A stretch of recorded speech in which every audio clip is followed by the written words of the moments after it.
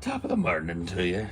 Top of the morning to you. Hey, Paul, any tips for a long time viewer watching from work? Any tips? Tips on what? Long time Irish viewer searching for work in the USA. Okay, now I get it. No, I don't. I'm sorry. I don't want to lead you down the primrose path. I don't really know what the best thing for you would be. I would say that you are probably going to want to focus yourself on a major metro area. So Boston, New York, Chicago, New Jersey, like Jersey City, um, Detroit. Probably the East Coast maybe would be better for you to start. I don't know, dude. I really honestly don't know. Anything that I say, taken with a grain of salt. Good morning. Don't live in Indiana. That's probably a good one, yeah. Don't live in Indiana. Could live with that one. Whoop whoop. Good morning. Why, hello there. Good morning. Saw Queens of the Stone Age in my small town last night. They were so good. Cool. Never been a big Queens fan, but I always like seeing a live show, so don't move to Florida. Yeah, no Florida. Stay out of Florida. Stay out of the South. Although that may not be good fucking advice. The South may be where he wants to be. If he's trying to get a job and like settle as an Irish immigrant, the South may be it. I don't know. I don't know.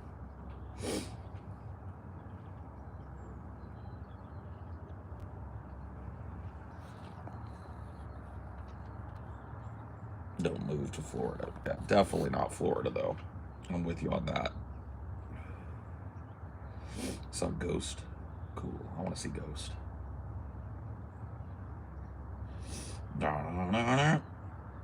Belly up.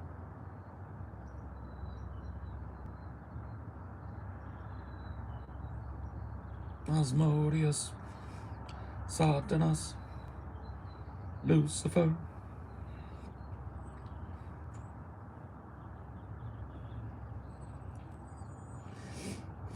Since dawn of time, the fate of man has been as lice, equal as parasites and moving without eyes.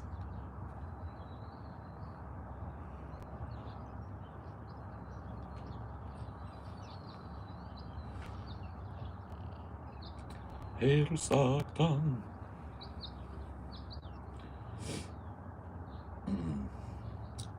What are we up to today? I got a show. That's partially why I'm here. Warm up the old voice. Get the croaky voice out before the show today. That'd be nice.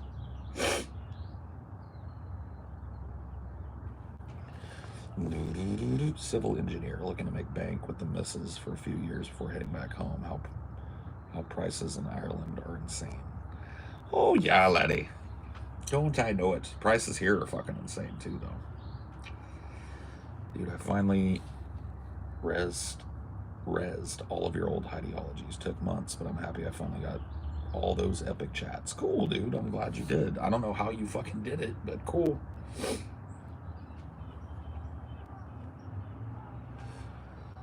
I'm gonna spark a bowl to clean house to your banter. That sounds fun. That sounds like a good idea. When will the movie commentaries be released? They already are being released over at the Patreon. I think there's two or three that we've released over the last couple of weeks. So that's where they're at.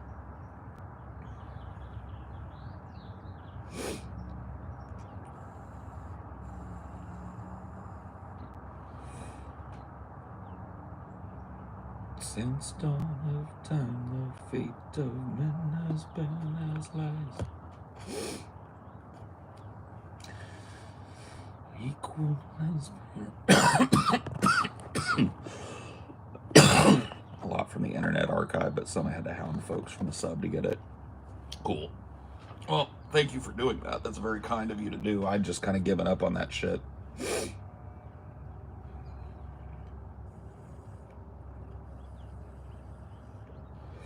That had to be like, how many videos was that? That had to be like, what, 800 videos that you got? Something like that? You got every last one of them? That had to be a lot of fucking videos. I never looked at how many I made. It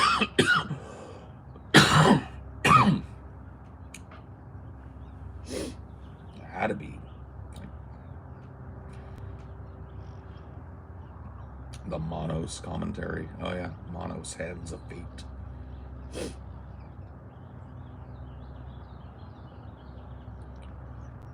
Around 1,500.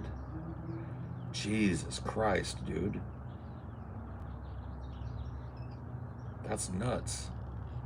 I can't find them. I'll keep looking. I need to put a link down below, but if you go to the subreddit, there's a link there. I need to add a link to my default descriptions down here and shit so people can find it if they want it.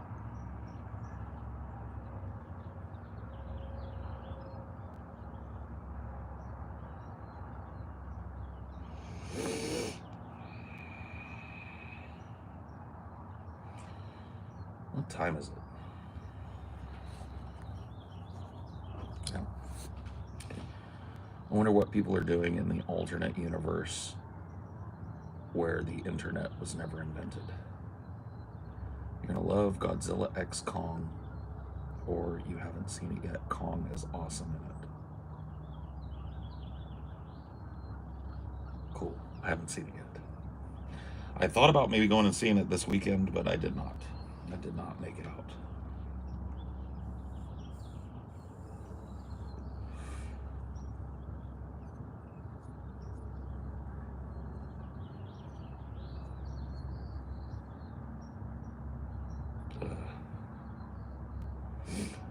Okay, I am seeing Night of the Living Dead now. Thank you. Yeah, Night of the Living Dead, and I think there's another one that we put up as well.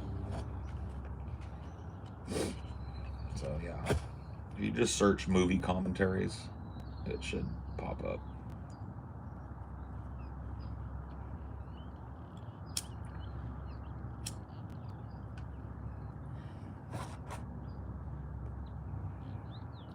Is Baby Kong a deep character? No.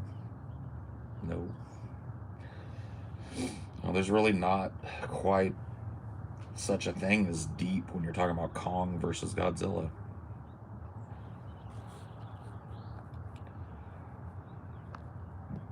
I know how much you hated Louisiana. It was some of my favorite chats. Were you up on that porch with the frogs ribbiting? I mean, I did like that. I did like the leopard frogs out there. They were nice. Made a nice little background noise. But, yeah. I'm not staying in a state for the frogs. Those would have to be some pretty fucking dope frogs. Get me to stay in a state for them.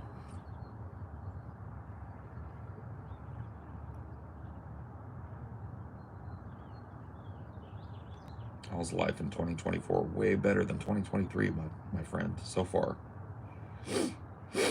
Way better. Way nicer than 2023 was to me. 2024 is looking like a good year so far.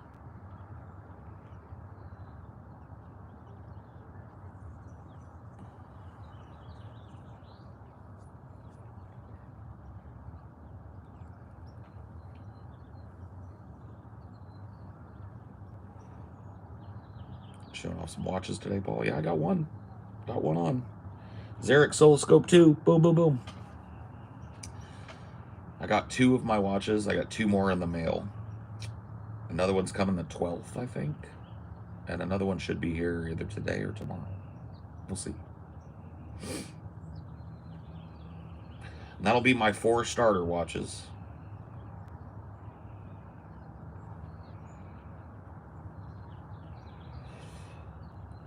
They are beautiful. It's one of those things where you don't really get the full picture of it till you're holding it in your hand or wearing it, looking right at it in the light. It's just fucking It's just an amazing thing to look at. Beautiful.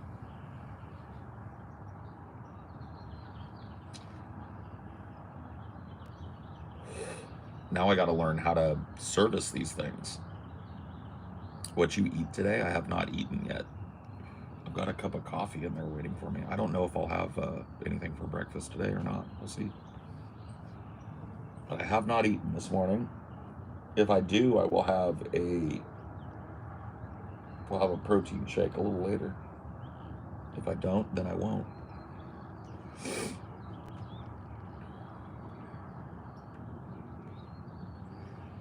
It's the sturdy material weight of it too. Sometimes how heavy something is makes it feel more expensive. This watch is heavy. This watch is substantial on the wrist. It's solid stainless steel case that's super thick. It's very heavy. The other mechanical watch I got is lighter, easier maybe to wear on the wrist. So, but I'm wearing this bad boy today because I want to get the Lume charged. This has super luminova on it, so you need to charge it for a couple hours in the sun or get yourself a ultraviolet pin. Up early on the West Coast. Not super early. It's about when I get up. I'll be back in a sec when I get my coffee.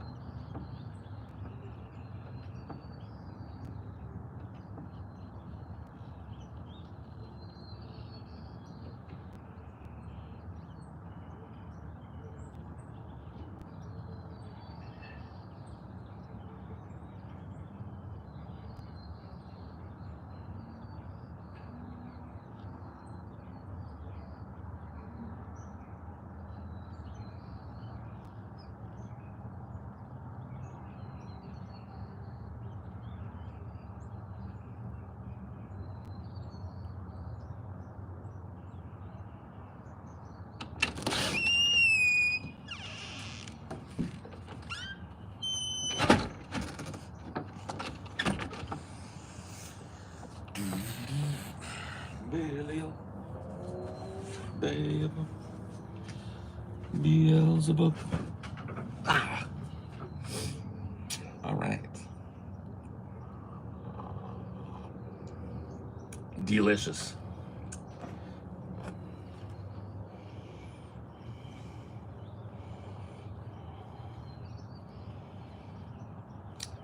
Delicious.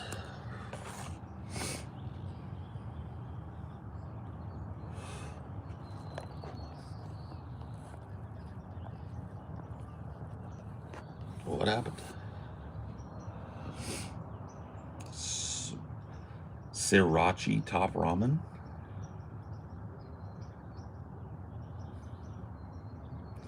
Nah. No top ramen for me, thank you.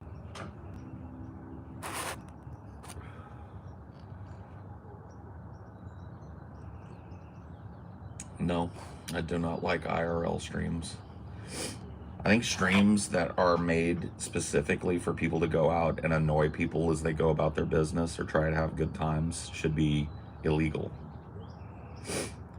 I think it should be like, I'm fine with photographing people on a public street, but I don't think that it should be legal for you to walk up to somebody in the middle of the street and involve them in your content.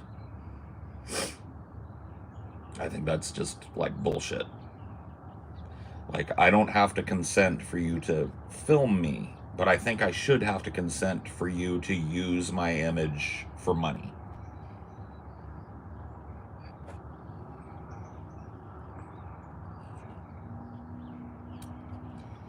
You should not just be walking up to people in public and saying things to them and filming them as they go about their day, and then using that in your content to make money like that.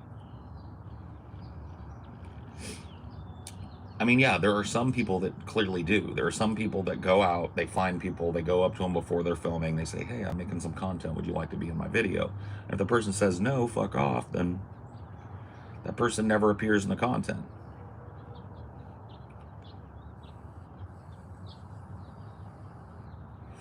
I'm fine with that. But this, like, run up to you on the street and pretend you're a robber or some shit, or pretend like, hey man, I need to hold this real quick. You're just like, I know probably a lot of times, excuse me. I know that they will a lot of times probably come up to the person afterwards and get like a consent form signed or whatever. I think it should be the other way around. But these like prank videos and shit. You want to film me and my reaction to something, you can hire me as an actor. You can film everyday life and see if you catch something interesting. But you can't like come and force me to react to something that isn't real and then ask me afterwards, can I use that? Fuck that.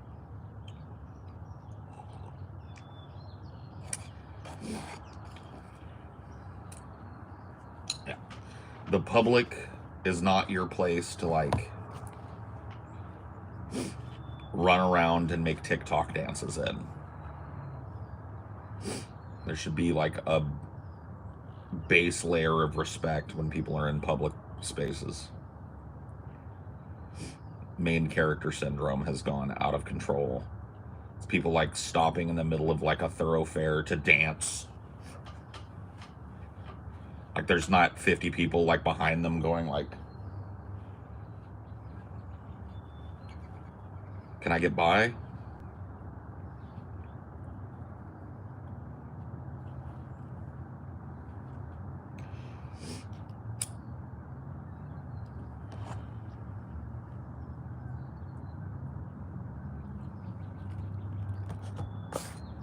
You have a backup plan if this channel gets nuked? This channel shouldn't get nuked. I don't know. No, I don't. Looking great, Paul. Thanks.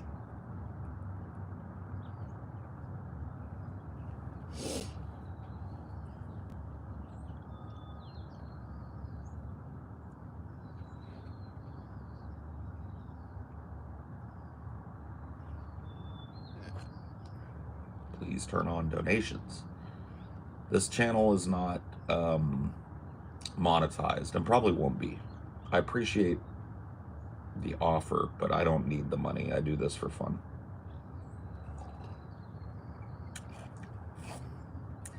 I think monetizing the channel is one of the things that opened the other channel to, you know, yeah, donate to DFF. Yeah, come to the show tonight and drop us a super chat.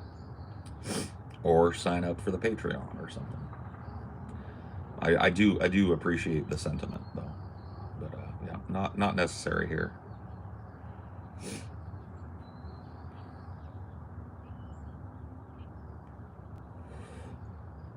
East Coast trip plans. I mean, we're gonna do a meetup this year on the East Coast. I don't know what city, so don't ask. I don't know when, so don't ask. We're working on it. As far as plans for when I'm down there, I really don't have many. I want to go to Long Island because Amelia's got family that lives there. So we're gonna go visit her family that lives in New York. And then I'd love to go to Katz's Deli and get that fucking pastrami on rye. I want to go with the boys to Katz's and get that pastrami. Other than that, I don't really have any plans. I guess when I'm there, I figure it out. I might pop in and do like a Broadway show or something. I haven't been to a Broadway show since I was 16. Well, in New York. I've seen those Broadway tour shows or whatever, but I have not been to a show on Broadway since I was 16.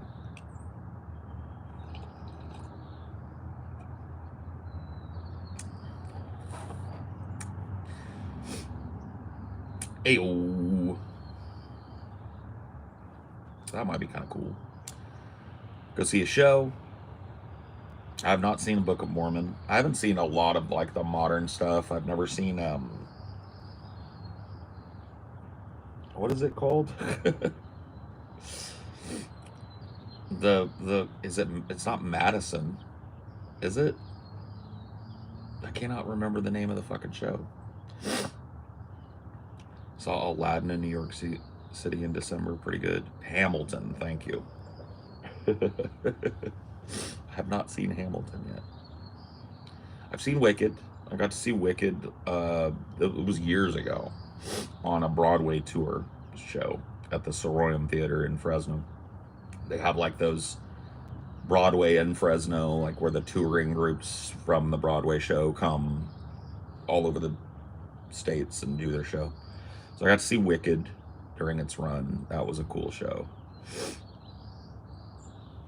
Probably not my favorite show, but a cool show. I don't know. For my buck, I've seen Sweeney Todd 4 times in different ways. That's the best show. Did you see your Hellraiser review blew up again with views? No, I didn't. I'll have to look.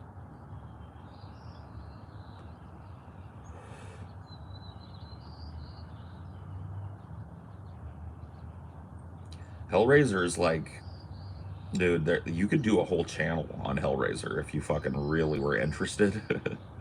There's some about that movie, some about those groups of movies, because 90% of them suck. They really do. Like, I'm not even joking. 90% of everything that's been filmed for Hellraiser sucks. Hellraiser, like after Hellraiser 2 and the remake, so you take Hellraiser 1, Hellraiser 2, and then the reboot. Those 3 movies, and then there are like, what is it, 8 more? Yeah. There's 8 movies in the center there that are just absolutely not worth your time to look at, really. But for some reason, these movies are like,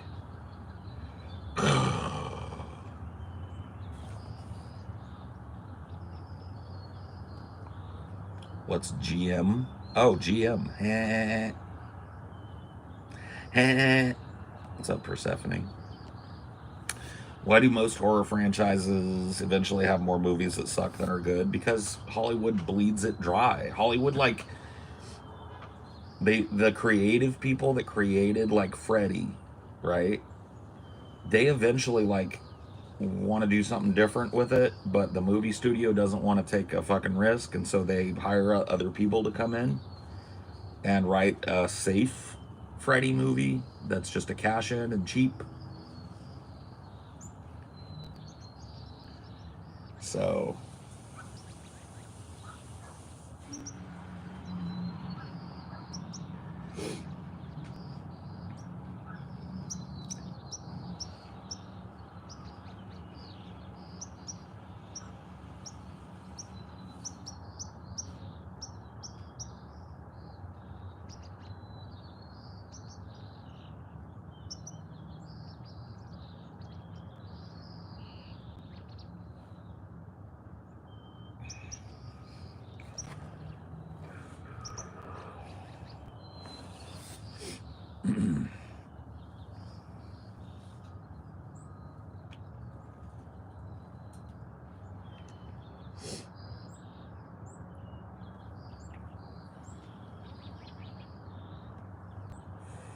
how about the female Pinhead? Loved it. I really did like that movie a whole lot. It was not the greatest Hellraiser film. I'd probably be Hellraiser 2. But it was like a solid ass reboot, right? Like it created kind of a new mythology, or it expanded upon the mythology around the Lament configuration. It didn't try and lean on Doug Bradley's performance. They got a new Pinhead with a new look and a new kind of, way more like Pinhead was when he started. So if you look at the first Hellraiser movie, Pinhead's barely in it. The Cenobites don't pop out really and become a big thing until the very end of the movie. kind of last sequences of the movie. And Doug Bradley's Pinhead is not this overly verbose thing. He's quiet and kind of slow, you know, not slow mentally, but just slow moving and quiet. That's his thing. And yeah, well, Pinhead in Hellbound Heart was like androgynous, right? Like you couldn't quite tell if he was male or female. You couldn't quite nail it down.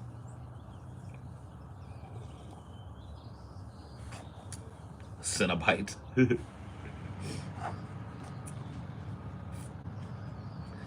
Didn't like the new Cenobite designs? I did. I thought there were some really cool ones. I thought it was cool they brought back Chatterer because he was my favorite Cenobite. I think he's everybody's favorite Cenobite.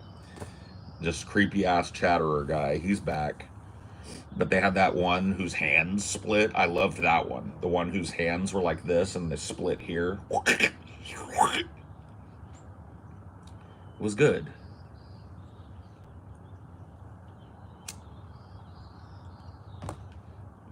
They had that one that was like hooked up to like brass tubes that were coming in and out of its body, so you could hear it like. That was good, man. Those Cenobites were good, bro.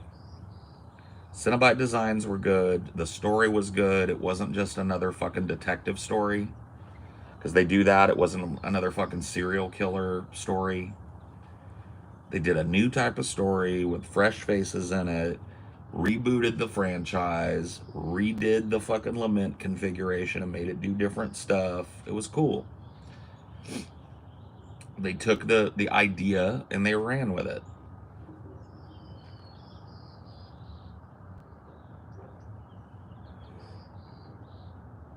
You have a P.O. box? Because I want to send some cinema roll. I do not. I appreciate the thought, but I can buy things for myself. It is a very nice thing.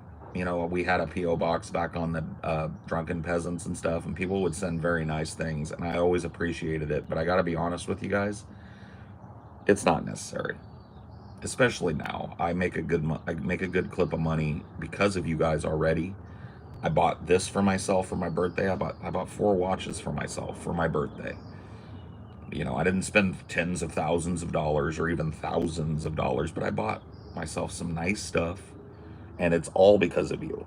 It's all because of you. I would not have had the cool, nice. I wouldn't have had the expendable income to get myself something nice that I'm interested in, that I like to look at, that I like to wear, if it wasn't for you guys. And so I appreciate the thought behind wanting to send me cool stuff, but you guys really don't have to, okay?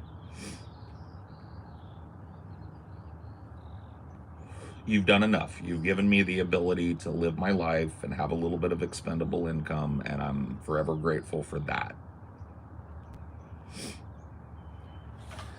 Chelsea in the house. Chelsea?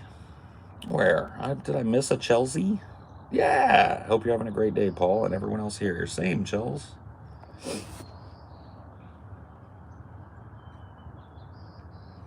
I hope you guys are doing great. If Paul could be a Cenobite, what would you look like? What form of eternal suffering would be? I have no clue, man. You don't get to choose that shit. I don't know what the deepest, darkest desires of my heart are. No man knows that. The Cenobites know, though. I don't know what they'd do to me, man. Probably some gluttony thing, right?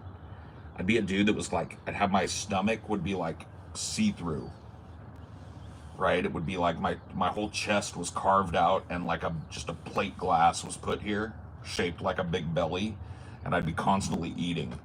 And you'd watch it like go down my glass throat. You could like watch my whole innards. That's probably what it would be.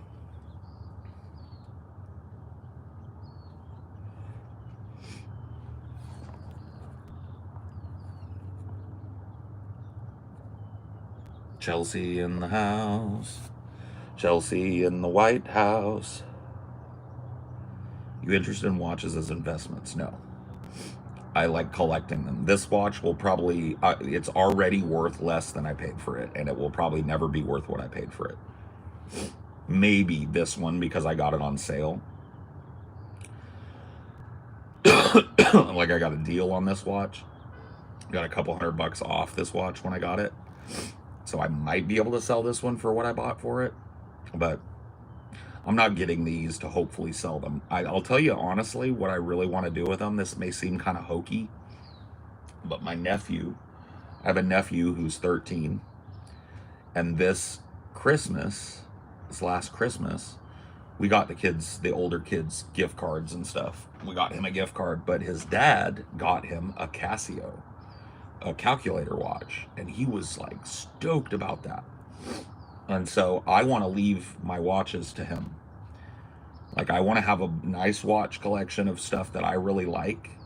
And then when I pass, I want to will my watches to him. He's my only nephew. So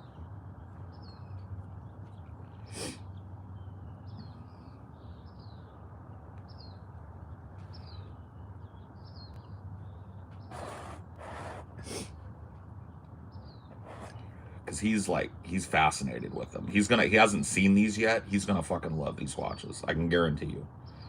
He's gonna be stoked about these. And I'm not gonna tell him that. I don't want to tell him that, but when the time comes, he'll get whatever watches I had, and he can sell them if he wants. He might. By that time, I plan on living another 20 or 30 years minimum. That's my plan at least. So by that time, assuming everything goes okay, I should have, a nice little collection. And these are mechanical watches, so they last pretty much forever. You got to take them in and get them serviced every once in a blue moon.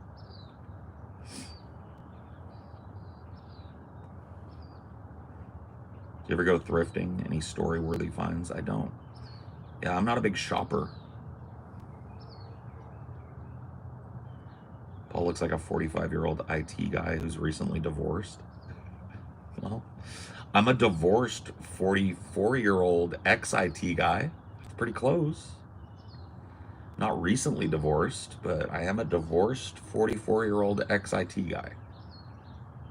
So that might be why you're getting that vibe off of me. It's pretty close to what I am, is what I'm saying.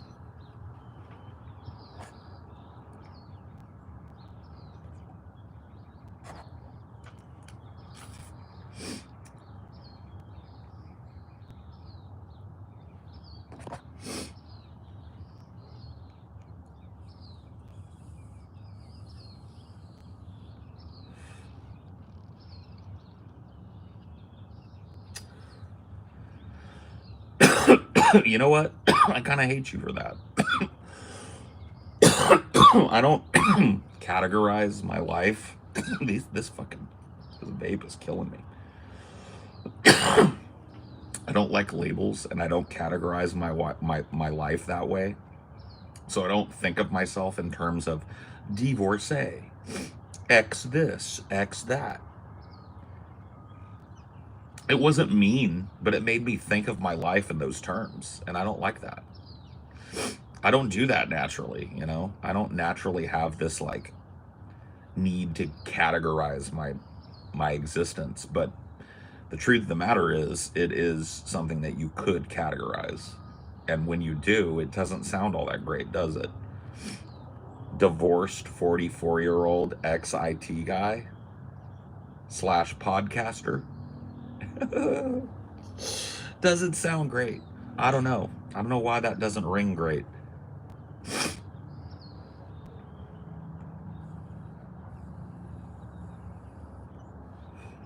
Working IT now, and I regret it. Yeah, most people do.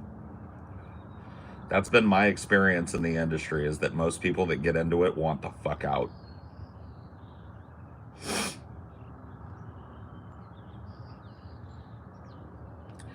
Nothing wrong with being divorced. Half of people are. I know. It's just not like it's not like something that I would have pinned on my own life, Divorcee. It's not something to be proud of, I don't think, is what I'm saying. I'm not necessarily ashamed of it, but it's not something that I would label myself. But the truth of the matter is that other people would. Like, if I was out there on the meat market, like dating and stuff, divorcee would be something I'd have to fucking tell people. Kind of fucked, right? You said that everyone said you were cheating on your wife. Yes. Well, that was the apparency to people.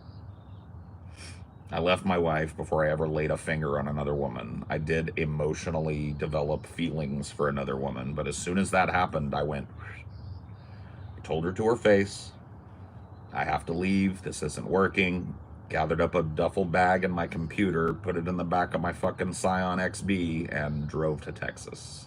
And that was how I ended my marriage. That's the truth of it. The marriage was pretty functionally dead for about 6 months. We weren't even sleeping in the same bed anymore. We weren't talking to each other. It had been bad for a couple of years, maybe even longer before that. And it was over. And I left. That's the truth. What people saw was, oh, Paul traded up his wife for some young chick living in Texas, met some internet girl, cheated on his wife, and dumped his wife for a younger chick. That's what people saw. That's the narrative that lives in a lot of people's heads about my divorce.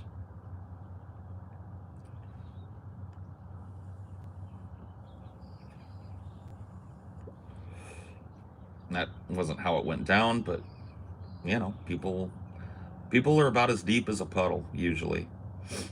They don't think to ask, they don't think to talk to people. It's verboten to talk to people who are in that type of situation and ask them like what fucking happened.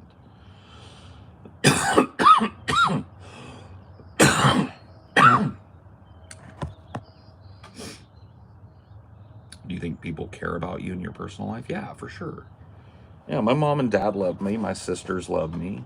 You know, my nieces and nephews love me.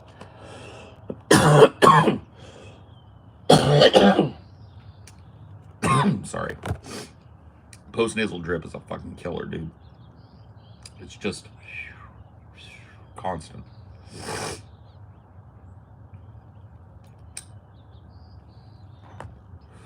Yeah. Obviously, my wife, my dog, and my kitty, they love me. For sure. I am loved.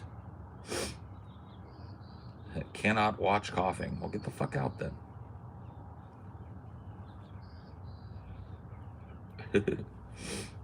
No colorful sweaters today? No, not today. Today I'm wearing my Oakland Raiders zip up tech fleece or whatever the fuck this is because it's comfortable.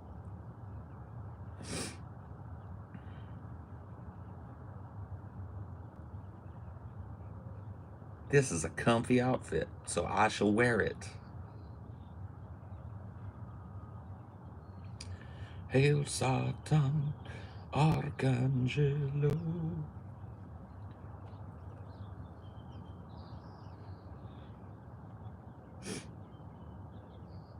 Can't stop admiring the watch. Not to derail the combo, I googled it. Now I get watch ads. Yep.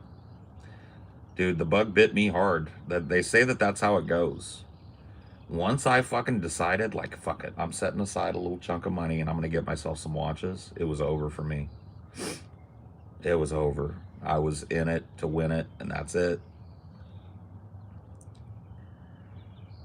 The bug has bitten me hard. Luckily, I'm a frugal guy, so I will wait a very long time before getting a new piece, but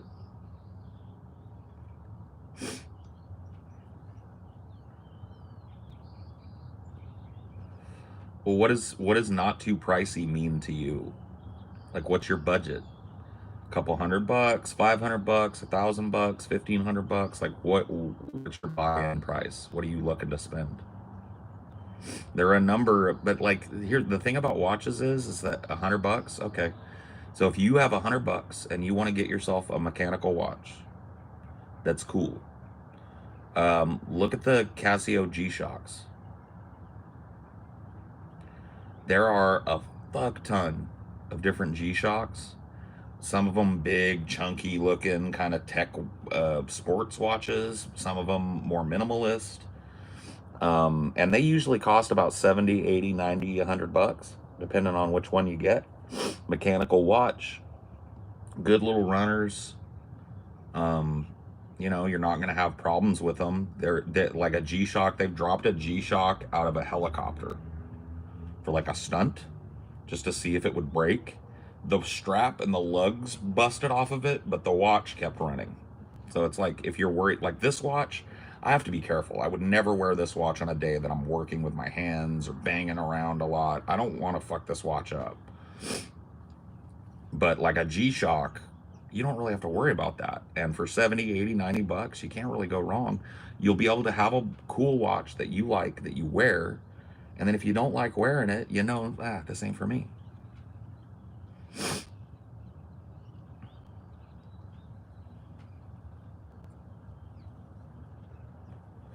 I kind of skipped that step because I used to wear watches when I was a kid. What do you think of smartwatches? They're cool. I know a lot of people wear them. I'm not interested in one, but I know the Apple Watch, or like the different kind of smartwatches they've got that track your vitals and all that stuff. That's cool.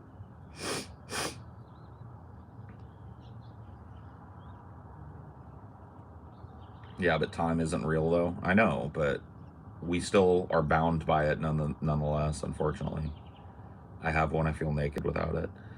I'm not at that point yet, but I will be soon. I used to wear a watch every day of my life when I was a kid, like, you know, my tweens, I would say.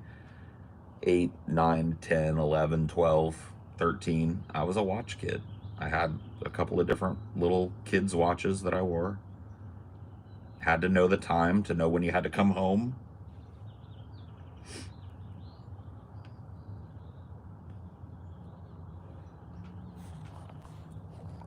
Does anybody remember the watches during the dancing stick figure animations on them? I can't find it. I don't know what you're talking about.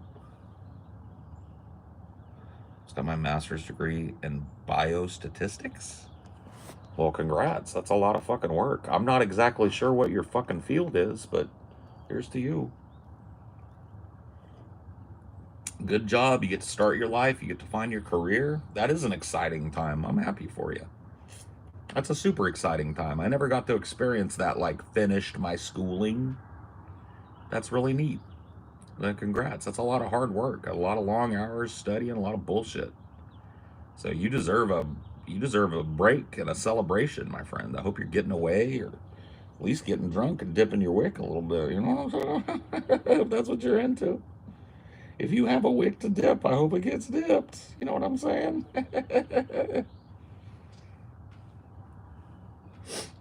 Because it's definitely wick dipping time. It's like go to the beach, get drunk, drop acid, and chill for a couple of days time for you. Well, that's what I would do.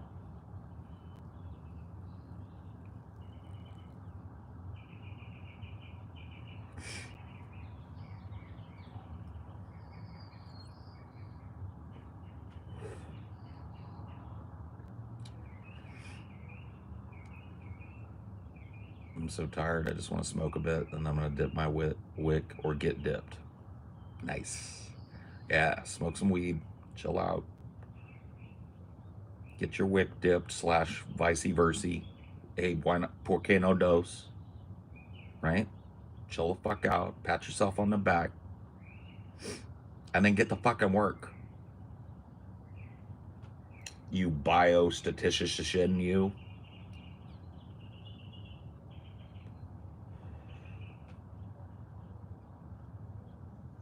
Hey, Paul, have you started the Chinese three-body adaptation yet? No, I have not. We're taking a little break. Just finished through the Netflix three-body season 1 a couple days ago. We're going to take a little break. We're going to finish up with, because we're watching a couple of things on HBO Max, and that dies off in a few days for us. I canceled it, so I think that dies the 14th. Once that's dead, we're going to get Peacock, and then we'll start the Chinese three-body. At least that's the plan. But yeah, we're finishing up Quiet on the Set right now. I think it's the only thing we've got going on HBO Max. Or it might be on Netflix. That one might be on Netflix.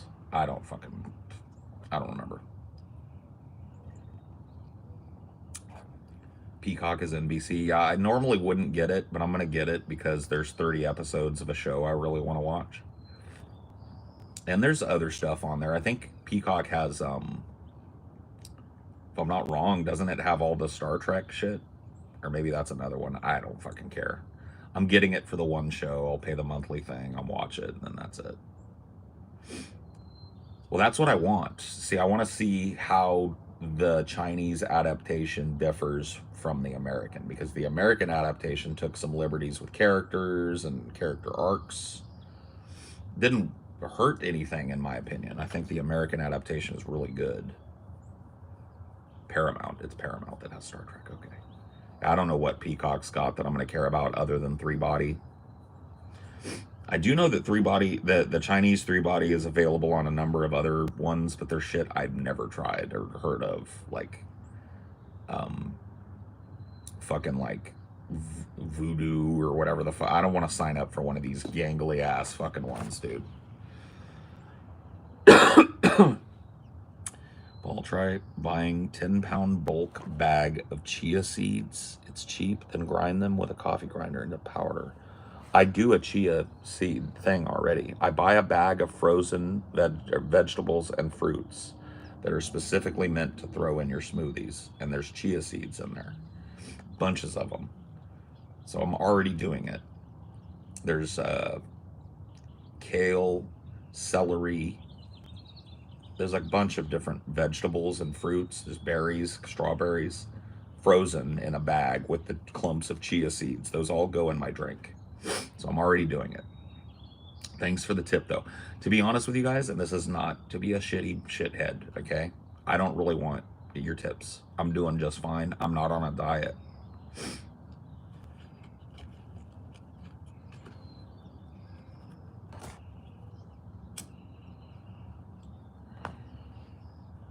I'm doing just fine.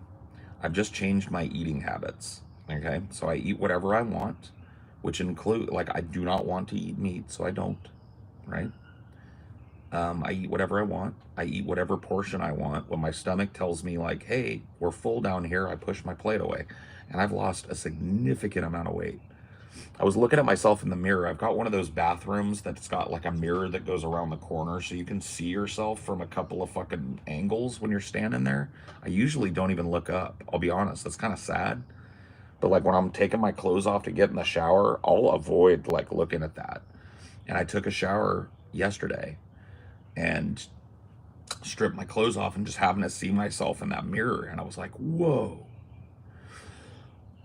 Like I'm still fat as fuck, but you have to understand, like I have like physically shrunk like a pretty great deal.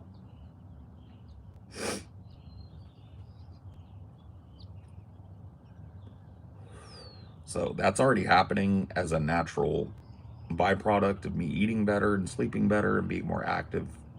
That's all I'm concerned about, okay?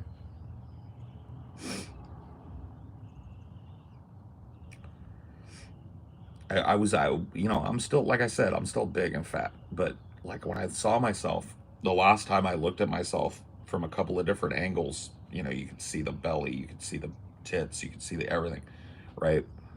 The last time I looked at myself, I was huge. I'm not even kidding you guys. I was huge. I was like 367 pounds. Huge for me.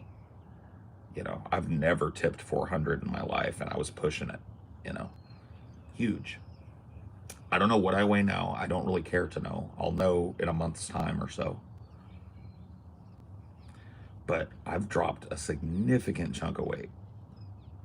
What's your record low weight as an adult? 235 when I was on DP and doing the weight loss challenge because I was working out fucking hard.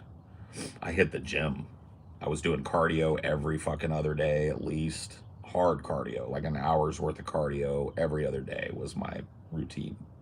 I was dropping it. I got down to 235. I felt great. If I can get down to 250, 240, somewhere around there, I'm fucking... If I stay that weight the rest of my life, I'll be happy. Will you ever see a thin Paul? I hesitate to say no because my dad is thin now. Like, off the top of my head, the answer to that question, will we ever see a thin Paul, is no. But seeing as how my dad is in his old age, my dad is a thin guy now. He's not, like, skinny, but he's fit. So maybe my old age, I'll be a little fitter. I don't know. I know Amelia would rather have a little bit of cushion for the pushing. A little more than a little. Yeah, she likes to have a little bit of something to gribbledy grab onto and sniggledy snuggle with. Love you. I love you. I'll still love you if you end up skinny too. I know you will. I just know you'll. I'll get a fat suit for you, baby. Okay, I promise. I'll order one of them Hollywood fat suits. You'll never know the difference. She likes thick boys. Yeah. Well, I think she just likes me. I'm a lucky guy. For some reason, she hasn't been to an eye doctor in a while. She looks at me and she goes, "Damn, he's cute." You need it more than I do. I'm the one that's got to be worried when you get glasses. No, I don't think so, babe. I don't think you got to worry about nothing.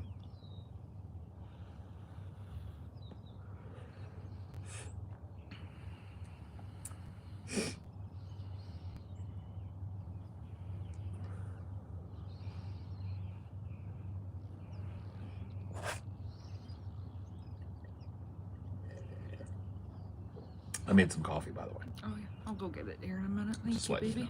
Should be a good. I made like almost a 5. Okay. So there should be plenty in there for a cup. Yeah. It's a weird system. I'm just gonna start putting like 5.5 in it, and fuck it. If we pour some coffee out, I'd rather go that route than one of us gets a quarter cup for some fucking reason. Stupid ass coffee. I guess that's why people use the Keurig too, so you don't have that fiddliness. Yeah, I mean, it doses out a cup at a time. It's just a convenience thing. I hate those fucking Keurigs, though. I don't like the way they taste, to be honest with you. Yeah, like I'm not a fan of them. I'm not saying we should, but I just like that's part of the appeal, I guess. Yeah. You don't have to fiddle with making sure Plop a one thing has enough. in. You don't have to think about it. Yeah. Some of them, the pods have the creamer in them. Yeah. So it'll just like make you a cup of coffee. I don't know. I like doing it the old-fashioned way. You know what's worse though? Those Nescafe pods. Ooh, yeah. I've heard those are gross. I've never had one. You've had them at the hotels, haven't you? My mom actually got a machine for Christmas. A Nescafe machine? Yeah. We couldn't figure it out. Like, it's just such a... I gotta help your mom out. She has a coffee man in the family now. Yeah. I need to help her. No Nescafe pods, okay? She doesn't do them. Like, we just gave up because they're such a pain. Keurigs are too inefficient for me. I mean, look at the waste. Yeah. Every time you have a cup of coffee, you're throwing away the little plastic thing. It's fucking retarded. It doesn't make any sense. And you're not even letting the biodegradable coffee grounds out of the plastic. Yeah. At least free them. Yeah, let them be free. That is one thing that I want. My mom had it when I was a kid. If we ever get like a little piece of land that we're living on, we're having a mulch pile. Yeah. All them banana peels, apple cores, coffee grounds, scraps from when we're like leftovers and all that ends crap. Of, yep. Like vegetables and peels and all that. Peels and all that kitchen waste goes out in a pile with some soil that we bought as starter soil. Mm-hmm. And we just let it biodegrade, and then we can use that as garden soil. Mm-hmm. It's the best garden soil in the world. You just till it up, keep a good fucking garbage pile going. Mm-hmm. Eggshells, shitty toilet paper, you can do shitty toilet paper, but I wouldn't. But you could do eggshells and any kind of kitchen waste. Yeah. Any kind of biodegradable waste paper. Just shred it up, throw it out there in there. You need to save your shit for the septic tank. You need to save that bacteria for something else. Yeah. Yeah, no duty in the mulch pile. You can do animal duty, like we used to throw some of Sugar Baby's road apples in there. but not pig shit. No pig shit. No omnivore shit. No, yeah, herbivore shit only. So you do, cows. You got a cow patty, throw it in there. Cow patties are great. They dry up in the sun like a frisbee, and they're great thing to throw in on your thing. Same thing with road apples. Dude, this may be gross to some of you, but once they dry out, when I was a kid, my mom used to say, "Go get a few road apples, put them on the mulch." And I just go down there with my bare ass hands and gather up 10 road apples. Well, if it's a healthy horse and it's dried out, It's all there's no residue. All she was eating is hay and grazing in the field. Yeah. Oats. Yeah. A little bit of beer. Beer every once in a blue moon, yeah. A little bit of beer. What's a road apple? Horse shit. When horses poop, they poop in little things. Not little, but... Well, yeah, they're not big. They probably fit in the palm of your hand. I mean, that'd be big if it came out of your butt, though. Yeah, but horses' asses are that big around. Ever seen one? Huge. No, they dry up in the sun and they become hardened. They're just plant material. So they call them road apples. That was what we called them when we were kids. Peaches, you go get some road apples. Throw them on the mulch. Yes, Mama.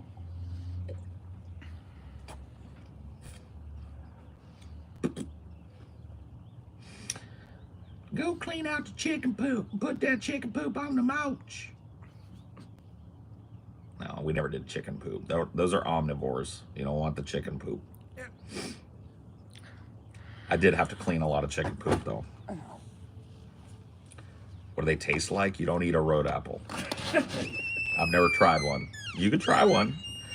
Next time you're somewhere where there's horses and you see a nice dry pile, get you a road apple and take a bite and let us all know.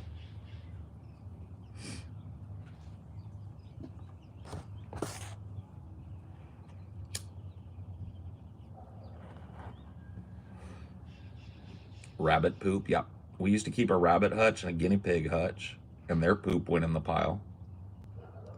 What's the worst poop? Omnivore poop. Human poop, pig poop. Anything that eats both meat and vegetables has the worst poop. Or just meat. Herbivore poop, pretty easy to fucking deal with. Omnivore poop, pig shit, nah, man, nah. I used to have to muck my pig's stall because they make a waller when you get them in their pen, and that's a lot of poop. But you got to get like the big floppy piles. You just got to get I used to just put a bandana around my face and get a shovel and throw it over the fence and then go get it out there and put it in a wheelbarrow and take it away. I'd have to do that like once a week, maybe twice a week for the pig. And that was the worst mucking that I had to do. Yeah, because the omnivore's digestive system's indecisive. It doesn't particularly break down either very well. Well, human shit or pig shit is almost indistinguishable from human shit. It has a very particular smell that is not good that you can tell if you've been around pigs. Mm-hmm. But in consistency and shit, it's basically just a human turd. Well, it's supposed to gross you out because that's how people get sick, is touching on people's poop. So. Well, but for pigs, it's not that way. Yeah. See, they create a waller, and part of that is their shit. Yeah. So they will poop off in the water and roll in it and have a big mud pit, and you got to leave that for them. You do have to muck that once a year. But they want that poop on them. They're not adverse to it. Yeah, but I just mean like instinctually we get humans, yes, grossed out by Stay away from your doo-doo. Oh, goodness. Not dogs. No. Like a pig in shit. Yep, that's where that term comes from.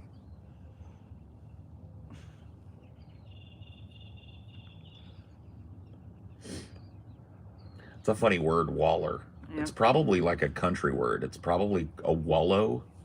Oh, yeah. But... yeah.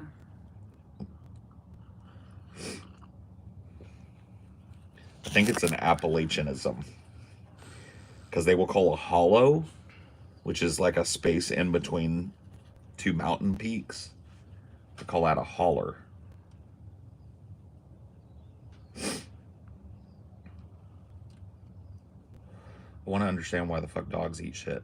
They're scavenging animals, and like it or not, there's value in it. Like if they eat it and they haven't eaten anything and they find some other animal's poop and it's got some calories in it, that may be the only thing they get that day. They have to be able to eat it. They can't be grossed out by it. It's just one of those things. Dogs' guts, too, are insanely good at breaking down like bacteria and stuff. Our guts can't do that. A dog's gut is like a machine. They can eat rotten meat. They can eat, spoiled chicken. They're not going to die from it.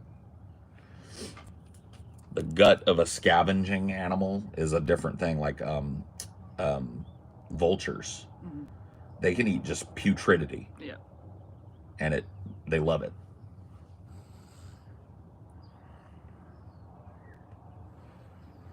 And dogs are opportunistic predators and scavenging animals. Especially now that we've bred them down smaller. Yeah, so like you look at like those dingoes, they're eating carcasses at other things. Yeah, carcasses, getting into the trash at the edge of town and pulling it all over the place. They'll eat everything. Like a raccoon is the same way. They just have, they can digest bone, they can digest sinew, they can digest fat, like in mass quantities, organ meat, like all of that stuff that if we ate it putrid and raw would just kill us. We'd get fucking trichinosis and all this other crap and we'd be dead. That's like a hyena's meal for the day, they don't care about that shit. They find a leftover zebra carcass that a lion troop fed off of, and they left some meat on it because they had to move on, and it's been there for 6 days and it's just putrid and maggoty. They'll eat that shit, maggots and all. Yummy. So gross. Sorry if there's any queasy people. That shit doesn't make me queasy. Nature is metal, I don't know what to tell you.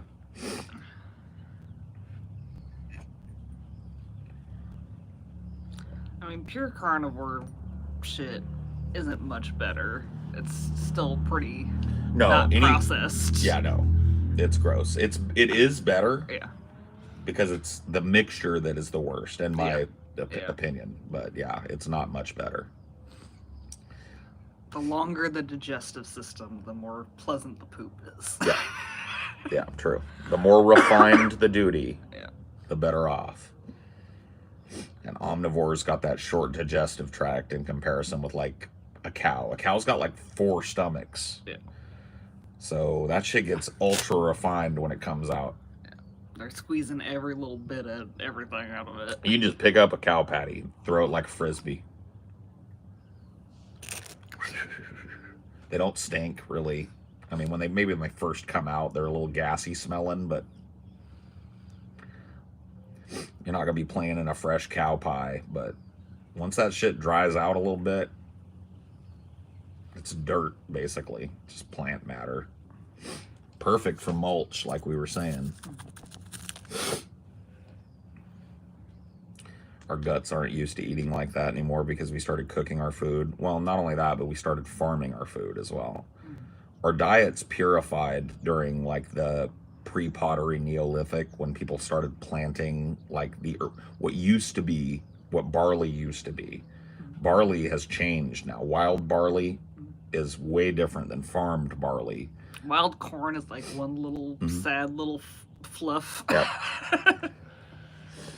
But yeah, our digestive systems started evolving pretty heavily in terms of having a more purified and processed diet during the pre-pottery Neolithic.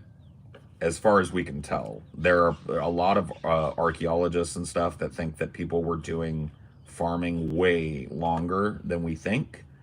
But in terms of our evidence, like the evidence that we've been able to find of like buried buried seed caches and wrapped in animal skins and stuff like that we found at like in Turkey like at Göbekli Tepe.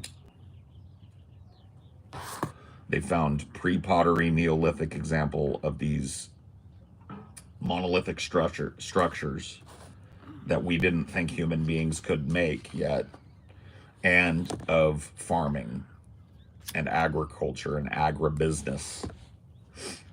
So the more we find, the better we get at finding these Neolithic sites, the more we learn about how long human beings have been doing what we're doing. That's why like the raw food diet is so weird to me. It's like we started cooking shit a long ass time A ago. long time Our ago. bodies aren't like meant to have anything Yep. raw. Human beings harnessed fire before we were Homo sapiens sapiens. Yeah. We were like Homo habilis and shit. Started cooking, started burning their meat, harnessed fire that was natural from lightning strikes and stuff, learned how to make it. All of that stuff happened before we were even modern human beings. Yeah, so all that raw food diet shit just It's like, bullshit. Total bullshit.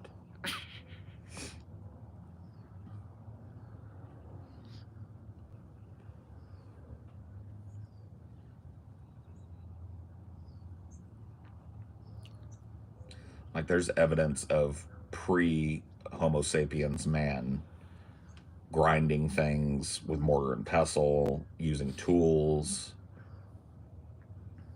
I wonder how long ago we developed verbal language. Yeah, that's a big point of contention amongst biologists and archaeologists and stuff. It's well, like because there's no like physical evidence that's super easy. there to can't find. be. Like, you'd have to find a perfectly preserved corpse that you could see their vocal cords still. Not even that though. Yeah. Like what you would need is something that you'll never have, because writing was thousands of years after vocal language. Yeah.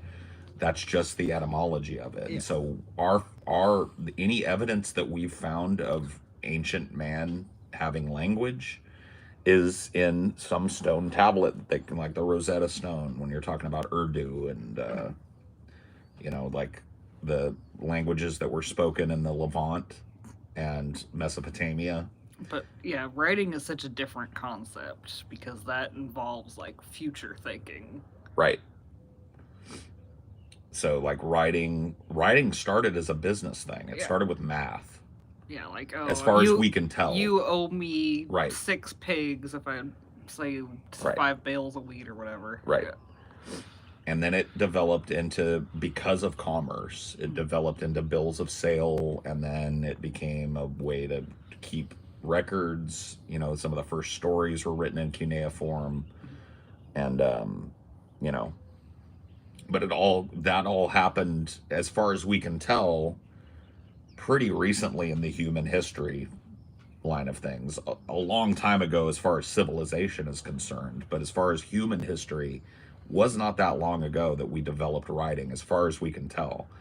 But we would have had vocal language for thousands of years prior to that, and probably proto writing as well. It's not like writing just came out of nowhere one day. There were people doing cave paintings. That was a form of writing. People could look at a painting of an ox and say ox. You know, that's writing. It's also art.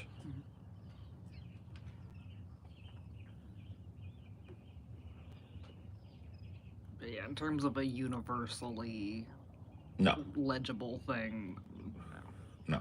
Didn't happen until relatively recently for human beings. and it wasn't a big priority. Like literacy, it took a long time. A long fucking time. Like the Middle Ages, people were still 98% illiterate. 2% of people, most of them in the clergy, could read. And that was actually by design. The church made it so that these Bibles could not be translated, so that you had to speak Latin in order to read the Bible, which means you had to go to school, which means your ass as a peasant could not reinterpret the holy word of God. You had to go to a clergyman to tell you what the Bible said. And that's why people were kept in darkness for thousands and thousands and thousands of fucking years in human history.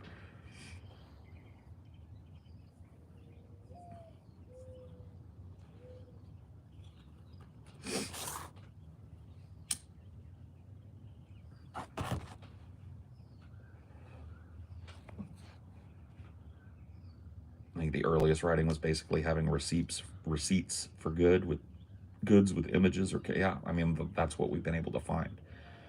It started with commerce. Commerce is what made a codified language necessary. Commerce and the outcroppings of commerce, which is mass civilization. Yeah, like you had to be able to communicate in a way that's like translatable from people from different regions and stuff. If you look at the city of in Mesopotamia, which is modern day Iraq, if you look at the history of that city, you will see that it would have been non-functional without verbal language. It had marketplaces. It had complex aqueducts that were built to channel water away from the Tigris and Euphrates rivers into the fertile soil that came down out of those mountains that's filled with silt to make that desert bloom. All of those things that were grown there underneath the palm trees, they would grow sugar cane and all this other stuff, right? All that stuff that was grown there was commercial. The people that grew it took it to the market and received recompense for it. And there had to be a receipt. There had to be some kind of way to codify. You gave me 8 bushels of palm fronds. I gave you 9 cows or whatever the fuck, right? So that if you came back and said you cheated me, look here. You signed, you put your mark, and I put my mark, and there were cows and there was palm fronds. And you need an inventory system Right. to successfully commerce. Right. How many palm fronds do I have, and what are they worth at the market? I have to have that so I don't get ripped off. Yeah. So it just would not have functioned without writing. Writing came about as a byproduct of us conglomerating in larger groups. When we were just out and about, yeah, we had verbal language and probably like little tribal written symbols that we knew what were.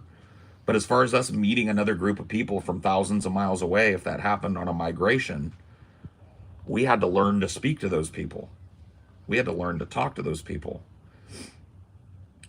Once you started conglomerating these big cities, you had to have some kind of baseline so that everybody could communicate, you could settle disputes.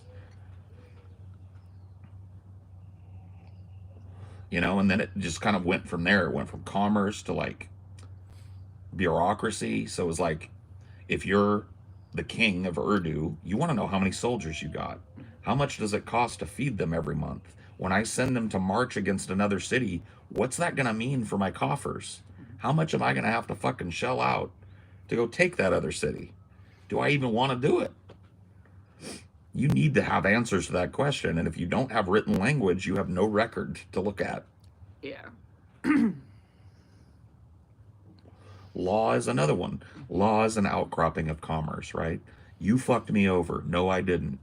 Who's going to settle that? Well, back in the day, it was who beat who.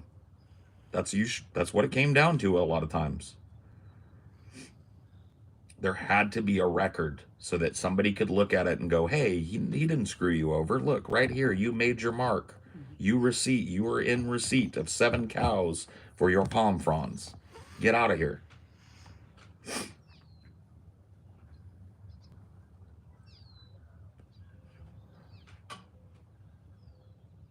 It is 9:08.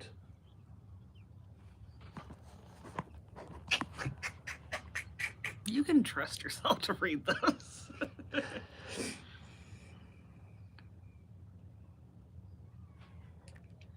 anything, I'd check with the other watch that you can't see as well.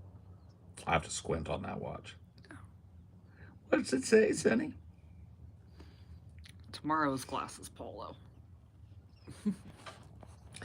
99% of ancient laws were who's getting their hand chopped off for screwing over who on a goat deal. Yeah, I mean, there has to be that, though.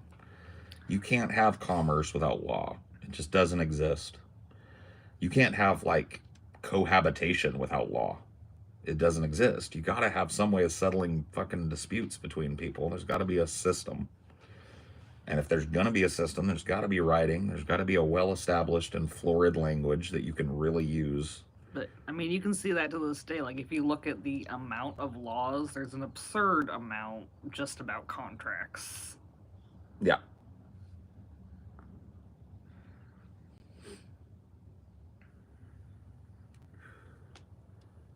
some of the first things that we found are contracts, basically, like very basic pre-law contracts. I, so and so of the city of promised to pay so and so of the city of Hamis 8 goats and 7 cows by the end of this year. Yeah.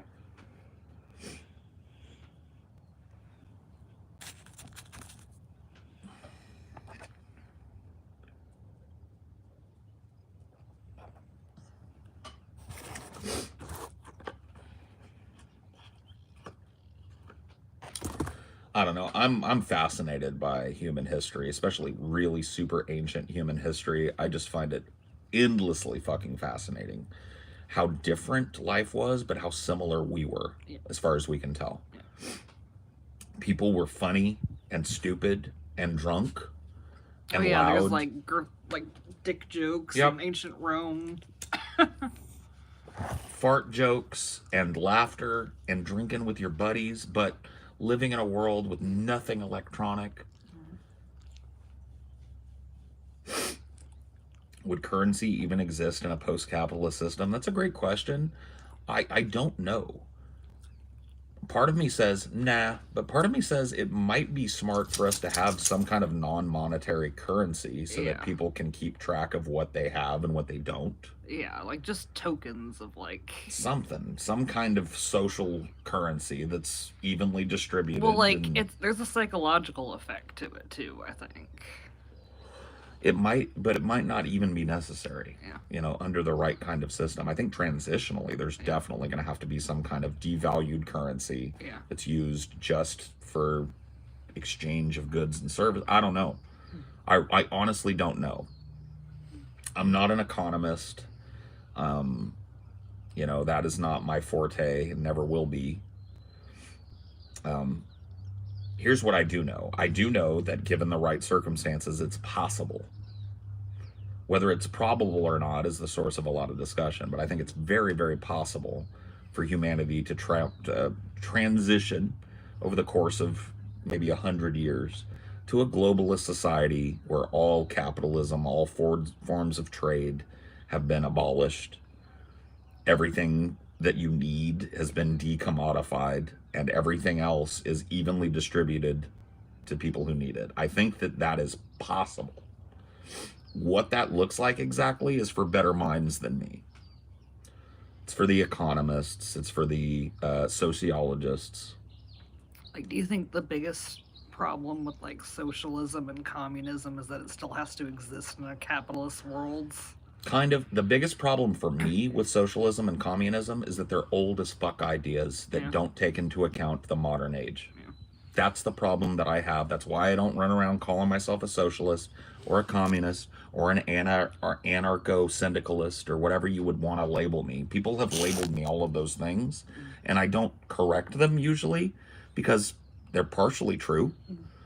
I think parts of those systems would be useful to take to build, but I'm for something new.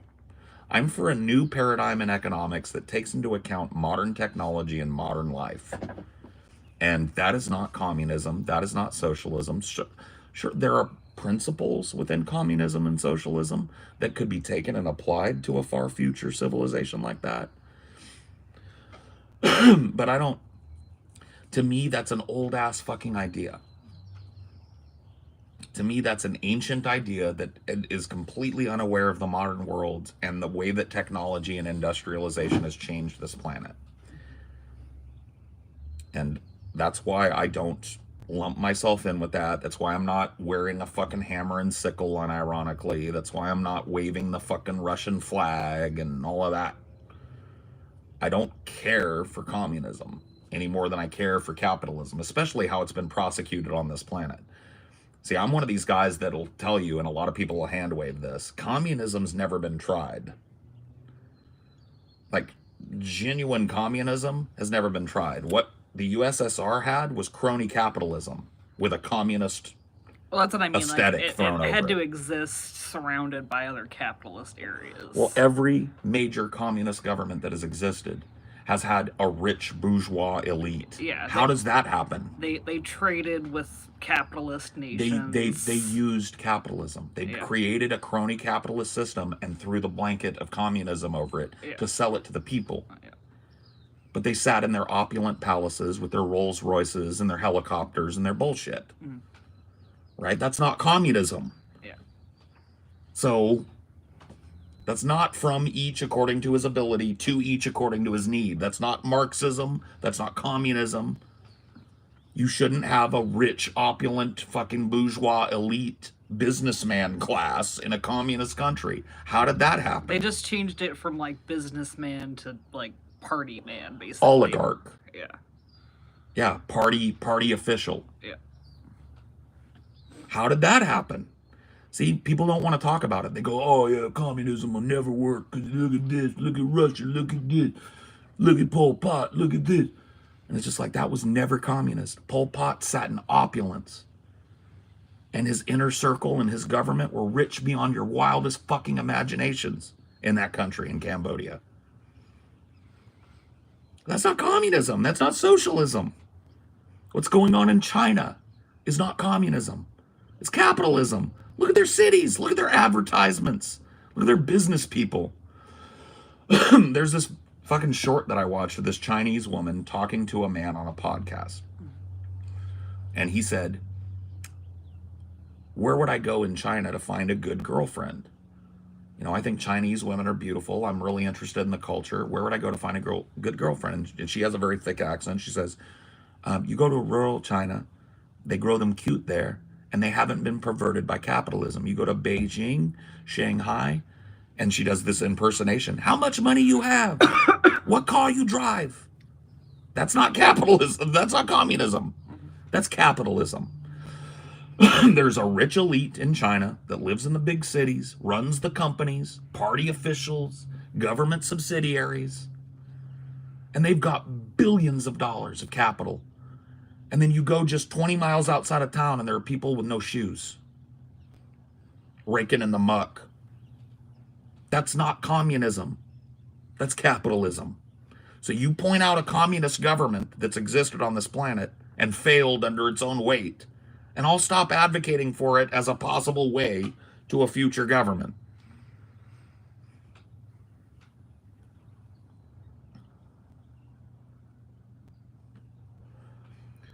A rich, opulent, decadent, bourgeois elite cannot exist in a pure communist government or Marxist government. Period. Like, I think in China specifically, they were just like, they turned them into like castes. Like, oh, well, landlord's bad, but, you know, they'll be doing the same shit landlords do, but as long as they weren't the landlord before the revolution or whatever. They just supported them. It's absurd. It's an absolute absurdity.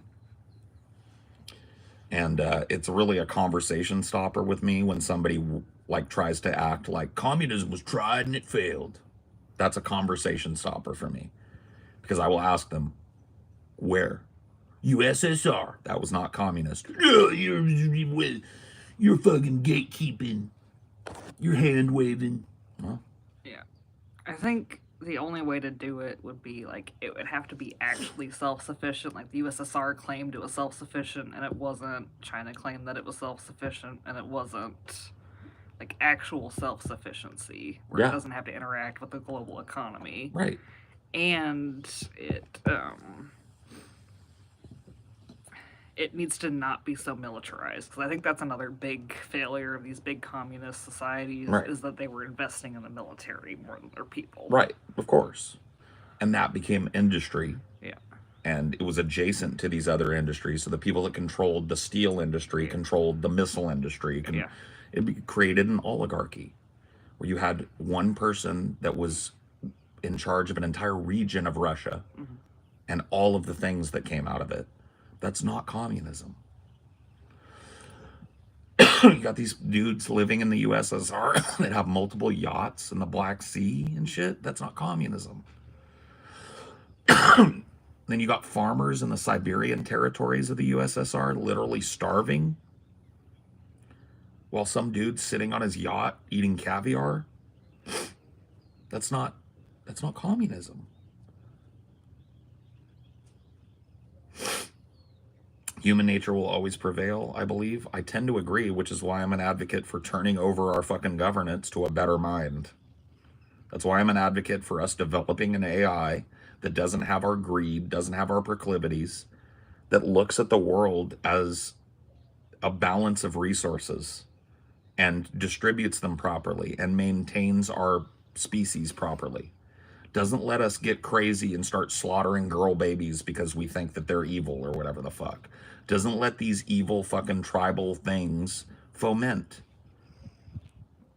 I think the biggest challenge with the governing AI is, from what we have so far, it tends to amplify existing bias in the data that Absolutely. it's trained on. Absolutely. Yeah, right now it's a big corporate nightmare. I tend to agree with people. It's a big corporate. It's owned by giant corporations, and the military industrial complex owns it. But I think that on a long enough timeline, that technology could break out of its capitalist kind of cycle and start looking. I think it's going to be crisis based. I think we're going to come to a point on this planet where there's no water, not enough. There's no oil, not enough. Our skies are polluted. Tempered, whole belt of our planet is going to be uninhabitable around the equator because of the fucking, what do they call that, wet bulb temperature in the summers. There's going to be whole swaths of this planet that used to be teeming with human life that are completely abandoned. And at that point, I think that humanity is going to come to a fucking crux and be like, look, the numbers don't lie. The graph line go down. And if we don't stop doing what we're doing, we're fucked. We're all dead. It doesn't matter how much money you got. And at that point, I think there's a critical point, like I said, possible, maybe not probable, that humanity takes that technology and goes, we can't do this. Help us. Yeah, help us come up with an equitable way of Help us. conserving what little we have left. We're dying. We are dying on our planet. We do not have the ability to do it right. Please help us. And this machine comes online and it does just that. I could see that being a probable future for humanity. Like, it might even like not be full control at first, but just like, how do we actually conserve these resources? Right. How can we function without depleting this in the next year? We need the Trisolarans. We are the Trisolarans. Don't you get that? We're not the humans in the three-body problem. We are the Trisolarans. The three-body problem is an environmentalist book. All right? The Trisolarans are this fictional alien race that can't help the environmental degradation that it's on. Their planet is ruined. They have to go to sleep for eons and wake up during these stable periods, right? Their entire environment is hostile towards them. We are marching towards that. The beginning of the book, they talk about, what was that book? Endless Spring? Oh, yeah, like Silent Spring. Silent Spring, which is an American environmentalist book written in the 40s about how we are destroying the planet. Silent Spring, yeah.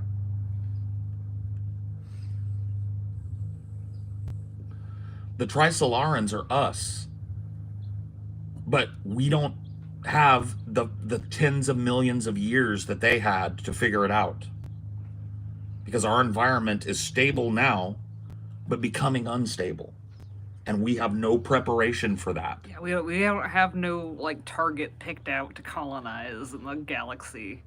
They're a species that evolved on a planet that has no predictable cycle and sometimes is just uninhabitable and sometimes is beautiful. And they've had millions of years to figure it out. Human beings haven't been around millions of years. And our planet is dying. And we have no technology to send a lifeboat filled with humanity out to save our species. We're fucked. There is no Trisolaran government coming. There is no savior steaming towards us from outer space to conquer and show us the way. Yeah, like the point of it is that it brings people together to have this existential threat, and the existential threat should be climate change. Spoiler alert. If you don't want to have the next season of the Netflix show spoiled for you, turn off the show.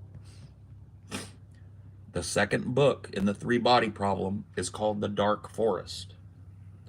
In the Dark Forest, humanity and the wall facers point all of their resources towards creating this vast fleet of ships to oppose the Trisolarans, because as they get closer and as our telescopic technology gets better, we can see that there's not many of them coming.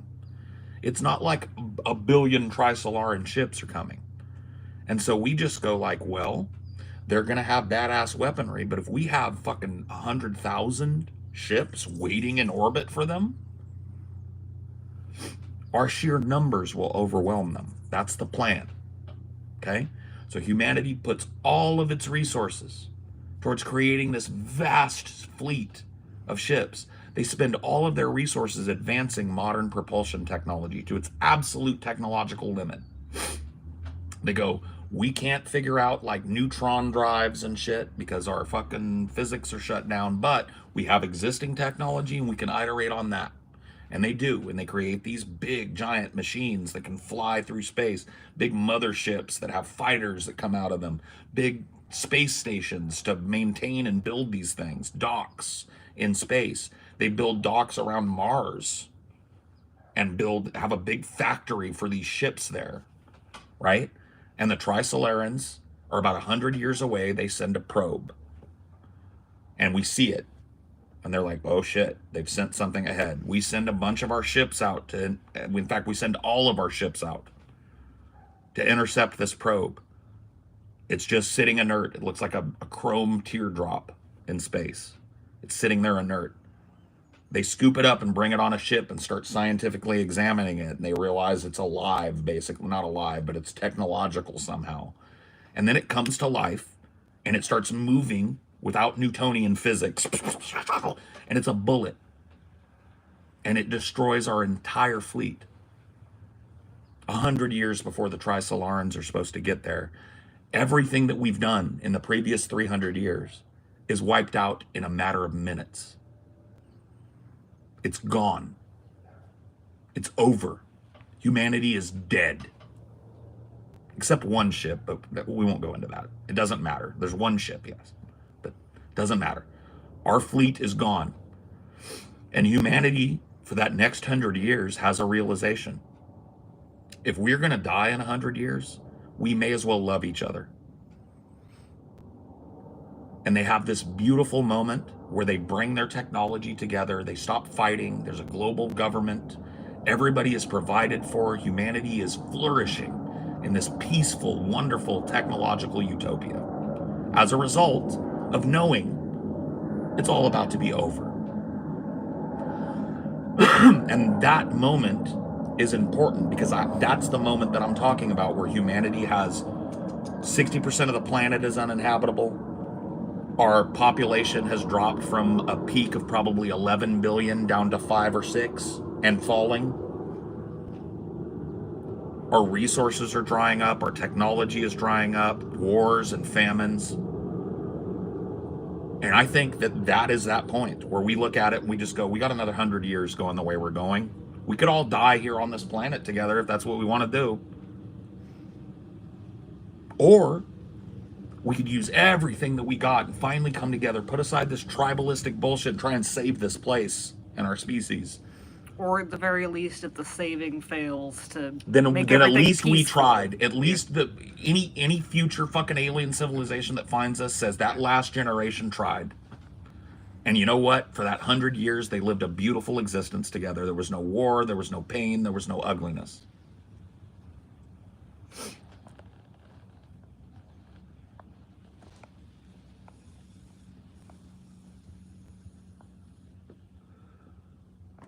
All right, well, the spoilers are done.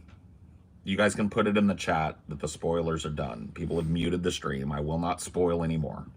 So somebody throw it up in the chat. Spoilers over.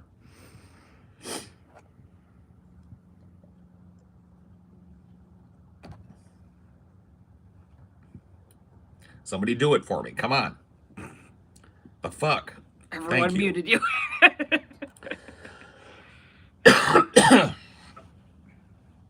Yep. So yeah. Yeah. 3 body spoilers over. But yeah, that's what that's what I'm talking about. Humanity coming together as a result of us ruining this fucking planet ecologically and warring ourselves into extinction, I think is a possibility.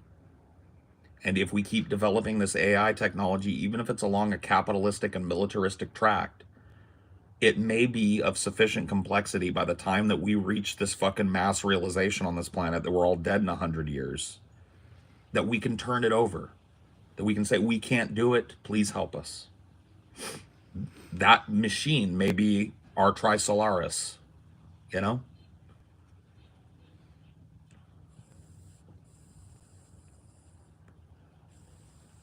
Shut up, hippie. Oh, as an aside, I found out that that Chinese 3 body, it's 30 episodes, but it's still only covering the first book. That's what I heard, yeah. Yeah. That's what somebody told me earlier. Yeah. I thought it was all 3 books. Yeah. It's not. But somebody did say that it's like a 1-to-1 of the book. Yeah. Whereas they this cover one, like every little thing. yeah. Whereas this one was like TVized. That one is very much 30 episodes of. It follows the book pretty exactly. So cool. Yeah. Spoiler time done. Not gonna spoil no more. But yeah, I love thinking about this stuff, and that's where my mind is politically. I want us to push towards that as much as we can. And in my mind, that means transferring power away from the governing elite to the working people to the greatest extent that we can. That's why I advocate for labor unions and why I advocate for a labor movement and possibly a labor party in this country. Because I think that pushes us in a direction that's not purely capitalistic, or if it is, it's capitalistic with a focus on making the lives of the people that uphold the system better.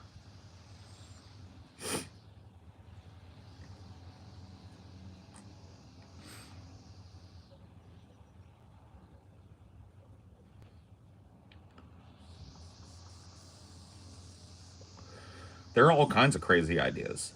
They're floating these ideas of creating this huge solar reflector in space. They would have to build it in space because it's too much material. Yeah. And it would have to be with processes we don't quite understand yet. Yeah. But they're talking about building it to where they could turn it on its axis and let the sun, it would just be like this.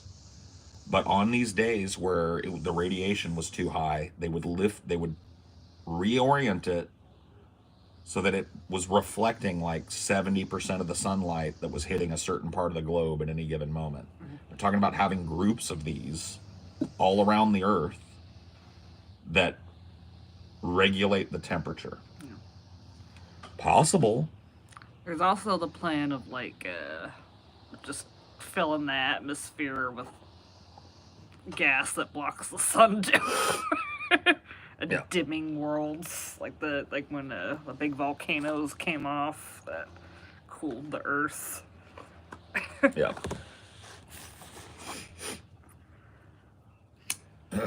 Dyson sphere? No, that's a little bit more. A Dyson sphere is a hypothetical civilizational power where you reach a point where you can build a superstructure around your star that directly harvests the energy of that star and allows you to use it for other applications. That's a Dyson sphere. What I'm talking about is a sphere of reflective things around the Earth that normally, if you wanted to let the sun hit full, would be turned towards the sun on their edge. So they were only reflecting a minute percentage of sunlight. And then if you had an area where people lived and it was about to fry them, it reorients itself over that area and follows obviously along with the Earth in geosynchronous orbit and repositions itself angularly to block the sun. You see what I'm saying? So it's around the Earth. Sun's coming from this direction straight down. It's like this, right? Then as the sun moves towards the horizon in this area, it's following that area and tilting with, right? Reorienting itself so it's reflecting that radiation harmlessly off. into space.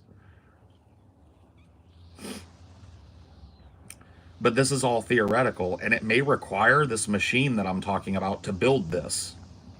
And you'd have to, like, because it's a free-for-all, kind of, with, like, satellites in space. You'd have to, like, control all that shit. Maybe take a bunch of them down to make room for it.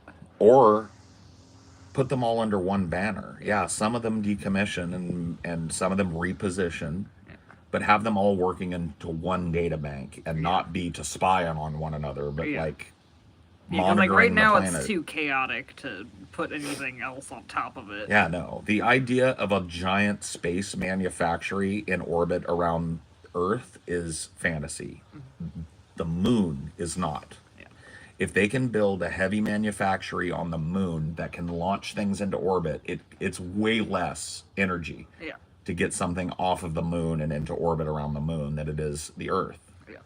And so that's the idea right now when you listen to these like cosmologists and shit.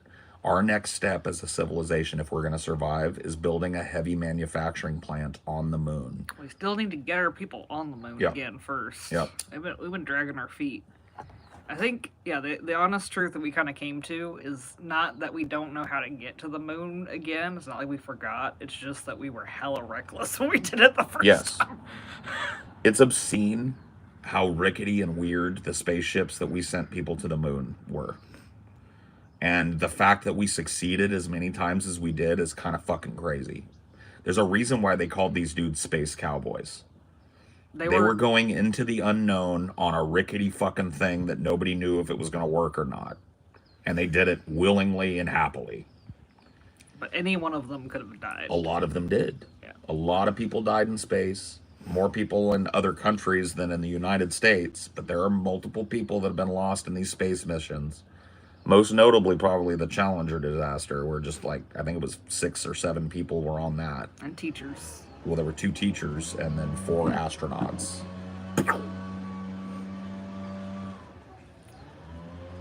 Yeah, we were covering that one dude that like did the first American to do an orbit. Like his shit was falling apart.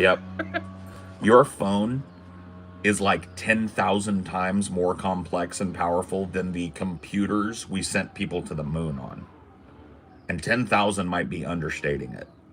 Your phone is like a piece of fucking advanced alien technology in comparison to the room-filling fucking things we sent dudes to the moon on. Fucking crazy.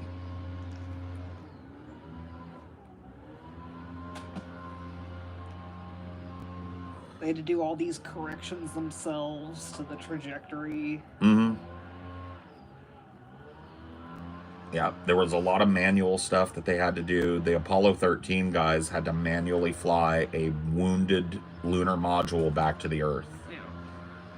Fucking crazy. I mean, that's just insane that those dudes fucking lived. That story is unbelievable. Literally just at the mercy of physics, dead as fuck in space, hurtling towards the moon. They managed to reposition themselves manually to slingshot around the moon in a dead thing and reposition themselves so they're heading towards Earth at the right trajectory, and then just chilled and tried not to freeze to death.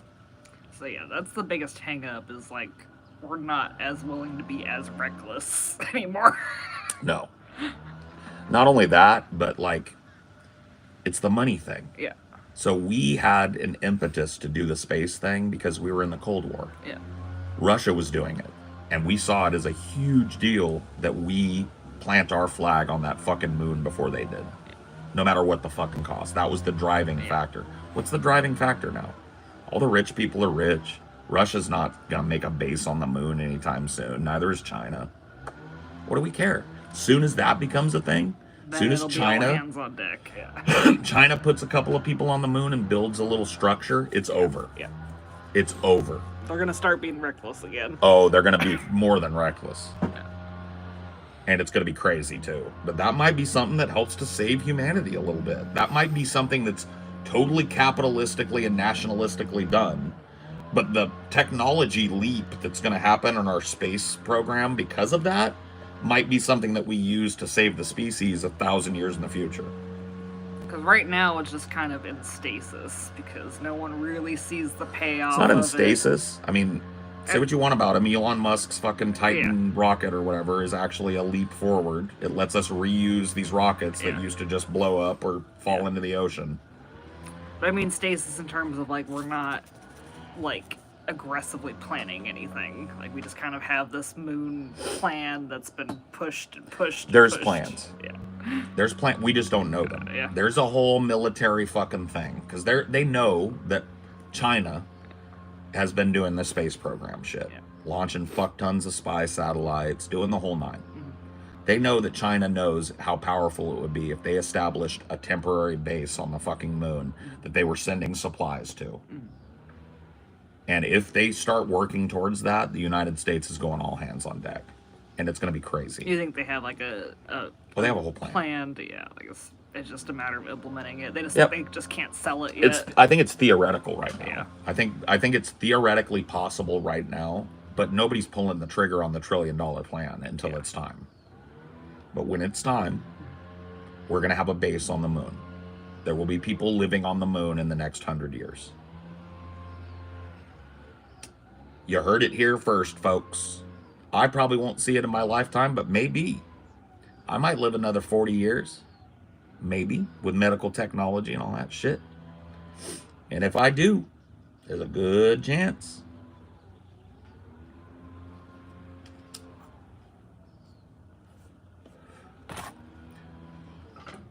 See, what you guys don't understand, well, maybe you do understand. I think some people don't understand. The military's got a plan for every fucking crazy thing. There are people whose jobs it is to think of possible catastrophes and come up with expensive-ass government plans to deal with it. Yeah, like I guess, we've been doing like the meteor thing, like even though that's incredibly unlikely, we're still trying to figure out how to punt a meteor. Yeah, I mean, we've come to the point where we're actually testing nuclear detonations to see if they can push a meteor. Yeah. We didn't do a nuclear detonation this time, but we did a large yield detonation on a small object, and we found that we did change its trajectory. So now we have at least experimental proof that launching a big explosion at one of these things can push it off course enough to make it skip off of the Earth. You know, there are plans for all this shit. They just don't tell people about it because a lot of them are military in nature. And they sound kind of silly, like, on the face of it. Like, if you think of all, like, the big military programs that came out, they sound silly to us. Right. Well, a big one back in the 80s under Reagan was Star Wars. Reagan, and it's one of the reasons they don't talk about this shit anymore. Reagan was trying to sell people on this new safe paradigm, a brave new world kind of thing. This shining city on the hill, our military is back, our economy is back. That was his thing. And he announced through the military this project called Star Wars, which was going to put lasers, basically, or weapons in space. And that the United States was going to have a network of these things, and everybody fucking laughed at it. Yeah. The name of it, they were just like, this is fantasy. But the fact of the matter is, that's a thing now. It's not exactly how they said it, but look into MIRVs. MRVS or something like that. MI, multiple independent reentry vehicles, MIRVs. Look into MIRVs, MIRV. Yep. This is a theoretical as far as we know, but I think that we have a couple of these already. Nuclear weapon that is in orbit around the Earth on a satellite and releases nuclear weapons 100 at a time over an area, each independently falling from the sky, so there's no trajectory to intercept for a missile. See, like an intercontinental ballistic missile has an arc, right? And we've got all this technology to track that shit, and we've got these missiles that will, go supersonic and the mathematics, right? But we're talking about these falling straight out of the sky. MIRVs. Look it up. So people scoff and make fun of the government when they talk about this shit, so they just stop talking about it. But they're doing it. They're doing it, they're just not telling you about it.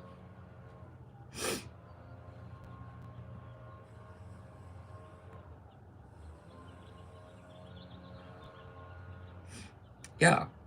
Russia was testing what would be a MIRV, and there was a huge hoopla about it internationally because Russia was openly putting a MIRV, like not one that had nukes.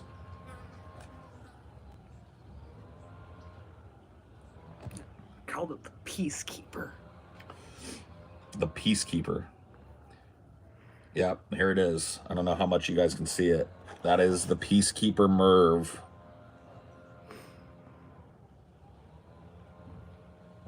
Pretty fucking spooky.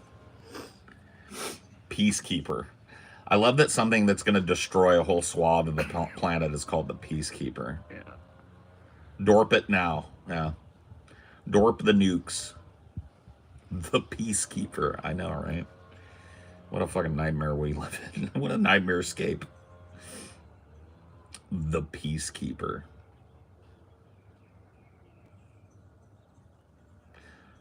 Looks like a peaceful tool, doesn't it?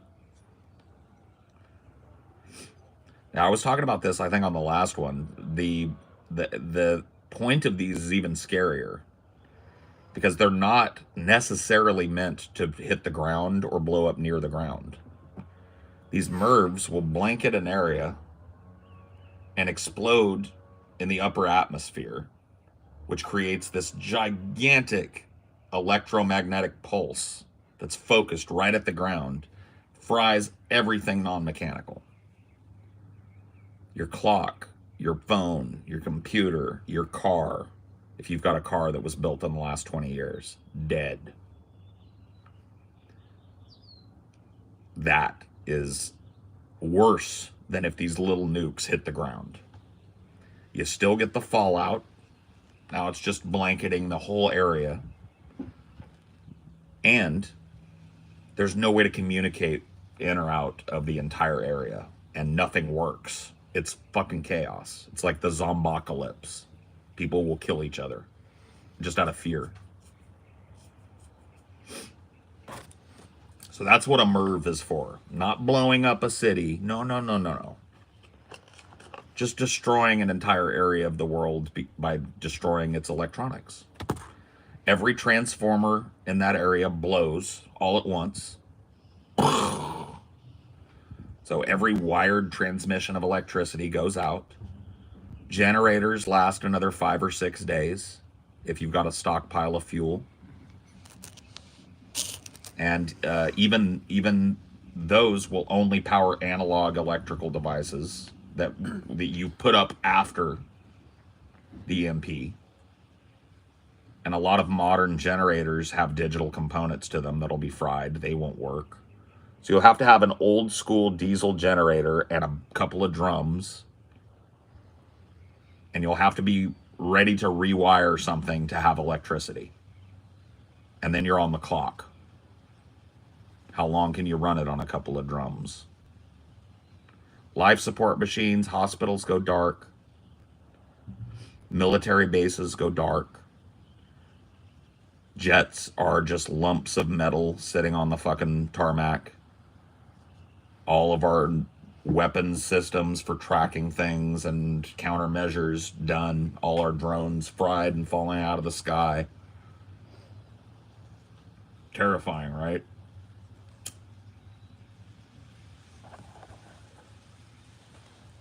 Yeah, it's literally what Kurt Russell did to the whole planet at the end of Escape from LA.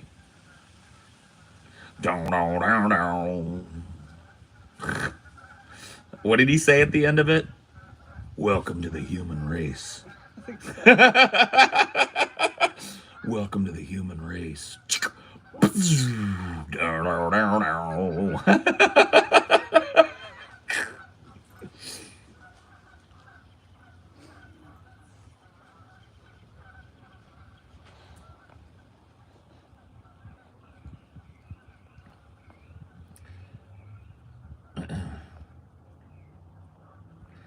Most of the military is hardened to EMP attack. That is true. That is true. But that's the military. Most of the military is not what you got. But yes, there are military countermeasures against EMP attacks.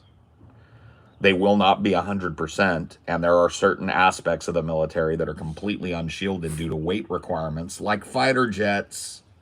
You can't shield a fighter jet from EMP. Apparently, India's starting to dip their toes in the MIRVs. Yep. India and Pakistan have been threatening to nuke each other for 25 years. Yeah. They're both nuclear nations. It could jump off any second. These are people that fucking hate each other. Have you seen those? We watched it once, I think, on the show. Those like military displays that they do at the border. Yeah. Where like they will swing these big gates open between India and Pakistan. And these soldiers dressed in these big like fluffy headdresses with like swords and guns will be like, they'll like march back and forth in front of each other and do these drills. And on both sides, they're doing it. It's like, and these people have nukes pointed at each other. Oh no. Oh no, don't do it. It was that weird borders episode. Yeah, the weird borders, yeah. They had the enclave and the enclave and the enclave. Yeah. It's like, what the fuck? Is it just racism, different religions? It's religious differences, cultural differences, racial differences. It's history of historical land. Differences, yep. Historical prejudices against certain regions. Like when you look at India and Pakistan, if you took an Indian guy from the border regions and a Pakistani from the border regions and put them in a room together, you wouldn't be able to point and tell me Indian guy, Pakistani. They're the same race. It's like, no, it's not a racial difference. It's a tribal difference. It's a historical tribal prejudice.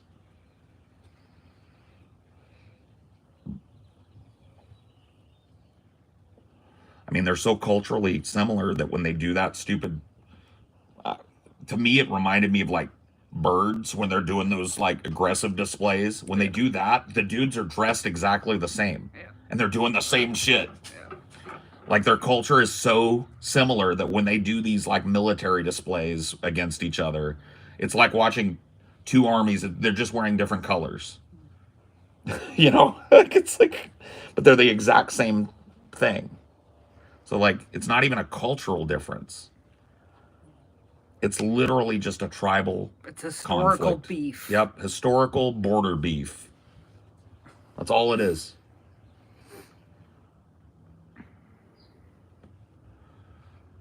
The people of these countries are propagandized 24/7 to hate the other country. Their news coverage vilifies the other country and blames the other country for the economic problems that the people are having. That these people have been boogeymaned into oblivion. Here, I'm gonna put our fucking, I don't know why I'm squinting. Hey, I'll do it, baby. I got it. Chill out, beautiful. Let the man handle this.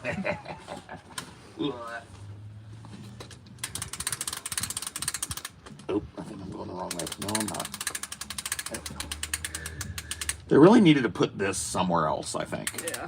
I feel like putting it underneath where the umbrella is kind of a pain in my butthole. Yeah. But other than that, this thing is pretty fucking nice. Yeah. Not gonna lie. Oh, that's so much better. Why was I suffering? What? Me worry?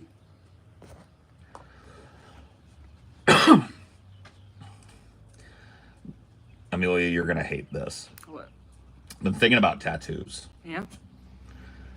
I want to get them. Mm-hmm. And I've told you some of my ideas, kind of the aesthetic I want.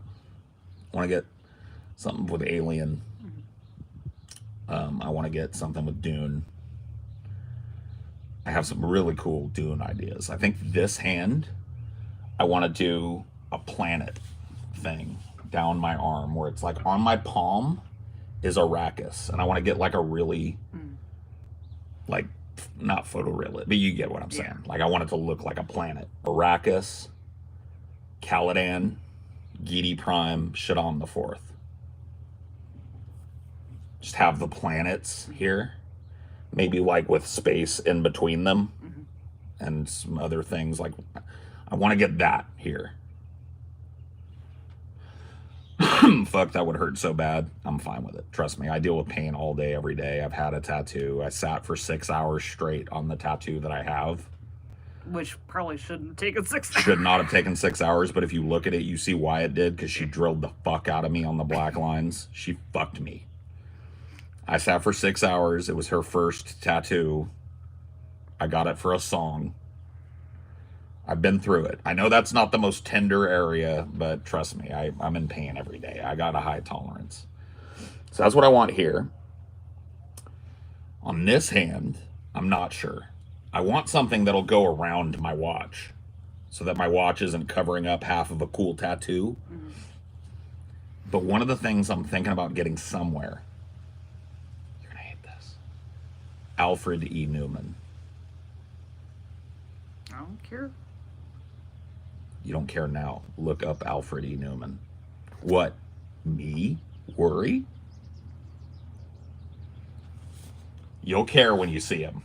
You won't want to look at Alfred E. Newman every goddamn day. Okay. Do you see him? Let me see him. That's fine. Let me see Alfred E. Newman.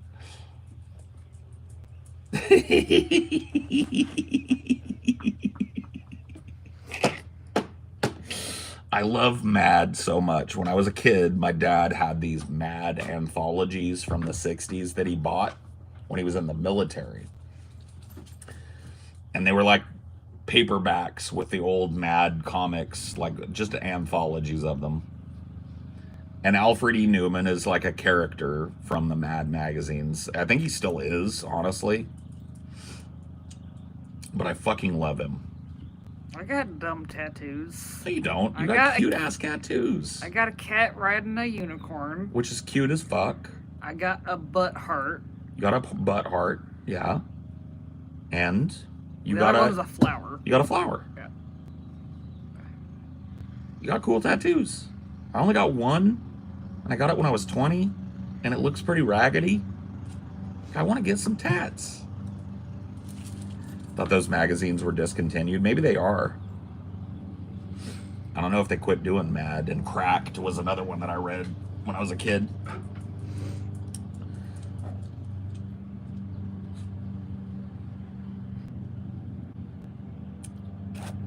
Why do people get tattoos? To get laid? Well, I don't need tattoos to get laid. I'm a married guy.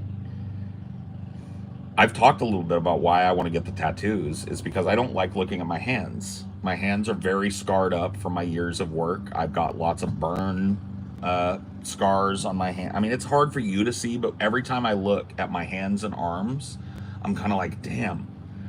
Because I worked really hard. I got lots of cuts, scrapes, bruises, bumps, superficial damage and otherwise, big gashes I had to get fucking sewed up. I had burns on the back of this hand that were like 3rd degree that I got at work. Big bubbly scar on the back of my fucking hand. Burn scars from Starbucks, yeah. Those old steam machines are harsh mistresses, and when you're learning, you will burn. That is part of learning to be a barista in the old days. Nowadays, they're fucking, a monkey could do it. You push a button and it goes, hoo, hoo, hoo, hoo. Back in the days, you had to have your hands in that shit. And you were monitoring the temperature of your milk. That's how I got this. I put on a pitcher of milk to steam, got distracted, heard the sound, because you can hear a sound of milk. Heard the sound of milk about to boil over. Turned and looked, saw my milk about to boil over, hit my steam and pulled it, and right as I grabbed the handle of the milk, that milk went nuclear. And it went, and it was full, it was whole milk, so full of fat. And I just went, ah! Immediately ran to the back, got the false skin, because they had that burn stuff, the false skin, put that on my thing, called my manager, let him know I needed to go. Went, didn't have to have a skin graft, but it is fucked. The back of this hand is got a big splotch on it where I burned myself. I've got scars. And I don't like looking at it. Like when I look at my watch, I'm like, cool. And then I see all these divots that have been taken out of me. I see all these, some of that's a chicken pox scar right there. You can't even see it. It bothers me. And so when I look at my arms and hands, which I do all day, I want to see something cool. I don't want to see just all these scars and all this fucked up shit on my hands anymore. So that's why I want to do it. I do have a lot of scars. I've got one right here from the IT job. You can see that one, Yeah. baby. Laid myself open up underneath an old table. It had a computer on it. I was trying to get up underneath it to get a cord.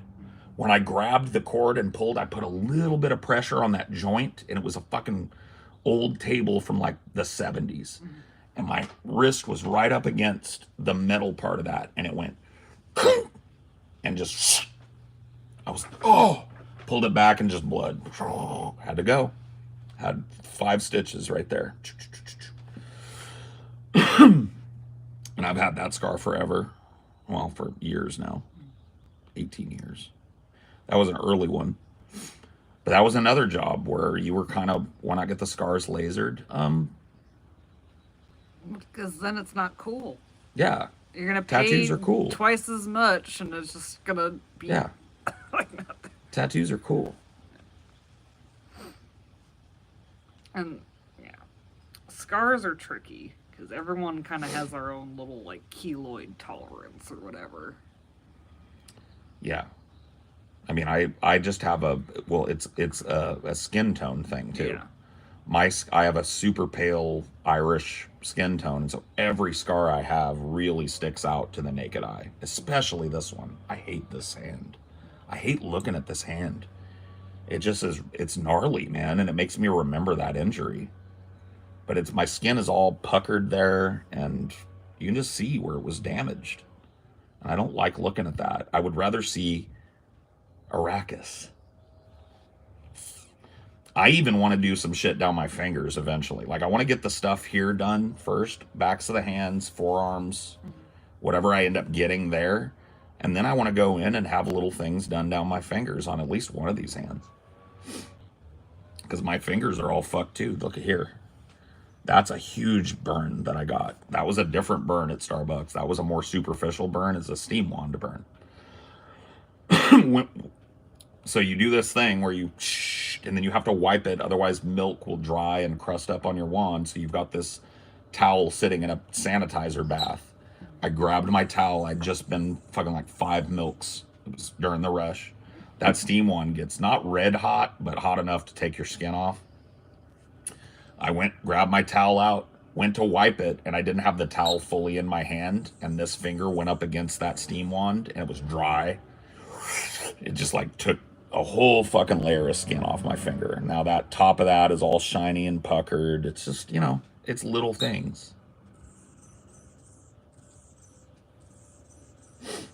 It's not a big deal to other people, but to me, I want to look at my hands and not see like all these injuries I've had. Yeah, like I think everyone notices their own scars more than other Way people. more. Like you can't probably see the little one on my thumb very well. You pointed it out to me, and now I know where to look for it, but I never would have pointed it out myself. Yeah. Never would have seen it, probably. That was a dumb one. That was a barbed wire. You know, you've seen me. I'm not like some action hero or something, but like my arms, hands, feet, I've been through some shit. And I don't really like looking at those parts of my body very much, and I would like to change that a little bit. I think that's a pretty healthy thing to do. I'm getting a little pinky callus too. You got the pinky callus yet?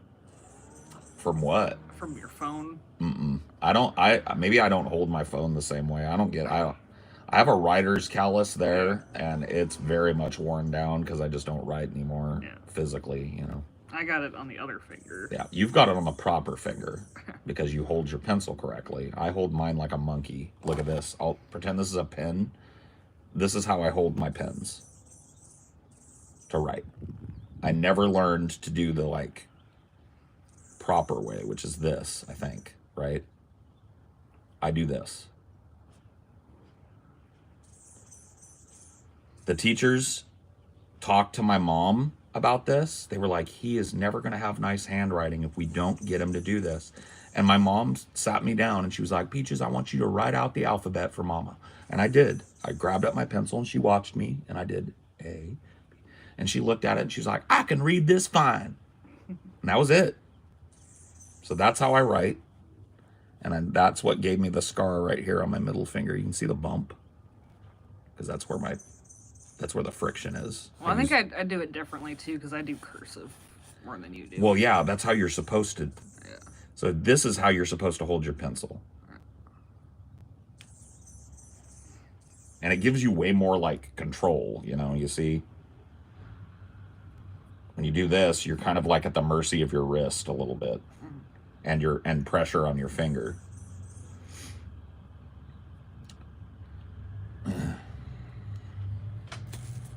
But my handwriting is fine. It's legible. It's a little chicken scratchy, but my handwriting's worse, honestly. Well, no. I think if I'd take time to care about it. Yeah. Well, if I took time to care about it, you would see.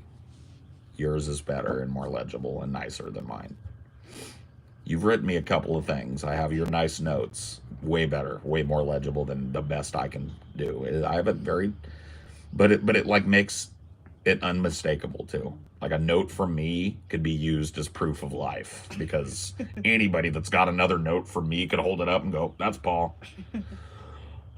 I do this weird thing where I will like capitalize A's sometimes. That's like a little artifact of my writing. Like sometimes instead of doing the lowercase a, I will do just a chicken scratchy uppercase A for no reason. That's one thing you can just tell. I have little bits of cursive, so my L's are the loop. Like I'll do like printed P, printed lowercase a, printed U, loop L. Who knows? Yeah, handwriting didn't last long after my public education was over. It had already started the transition to like typing and all that shit. And I didn't learn to do that right either. I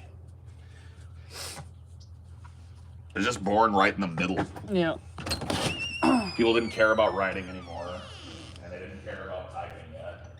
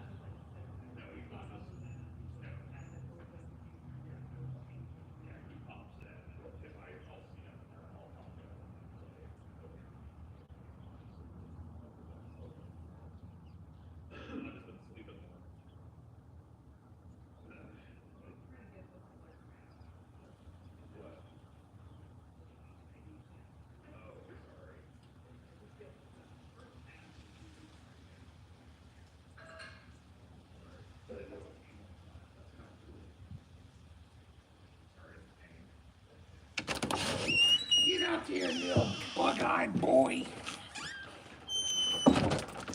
Oh, I'm sorry, Squinty D. It's Squinty D today, because it's kind of bright. Yeah, Squinty D. Squinty D from the salty sea.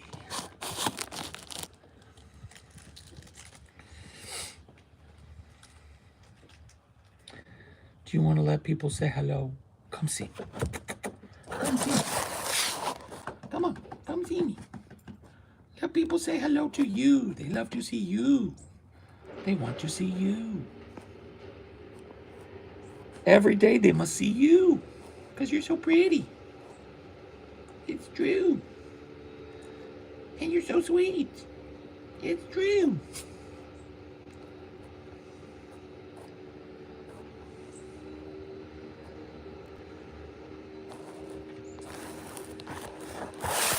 I know the great and mighty.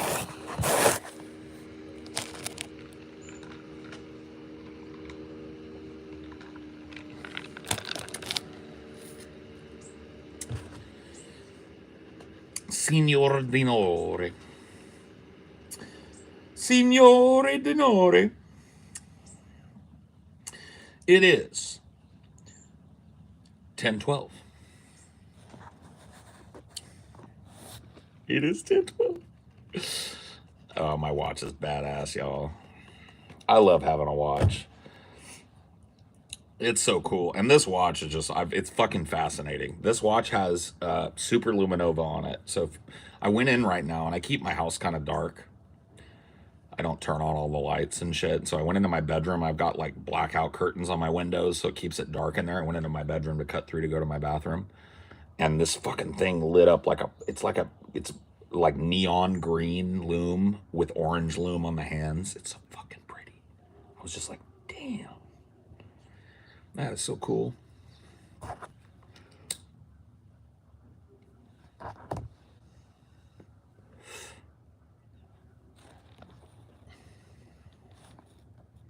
Saltos of the deep.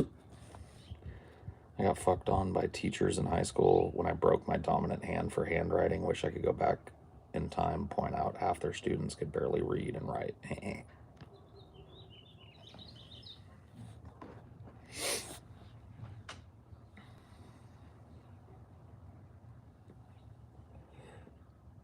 Which basketball chick from this last season was the cutest? I don't watch ladies basketball. Okay, Vosh. I am not Voshing with the fucking fashion art, okay? Thank you, baby. Thank you so much. Thank you.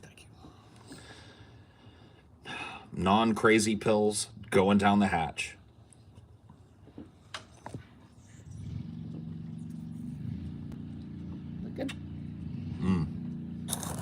That's delicious. Thank you. Protein shake and my cinema roll cup.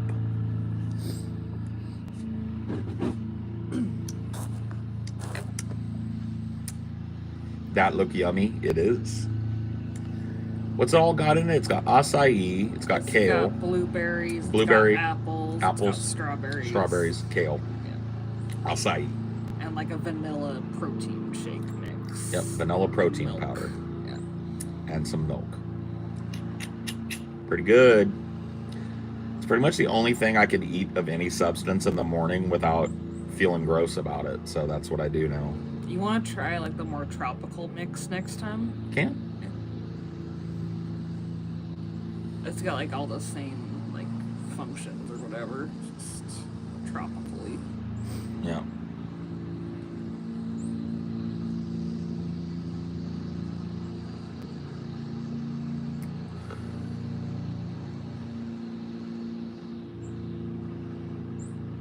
Cinema roll, cinema roll.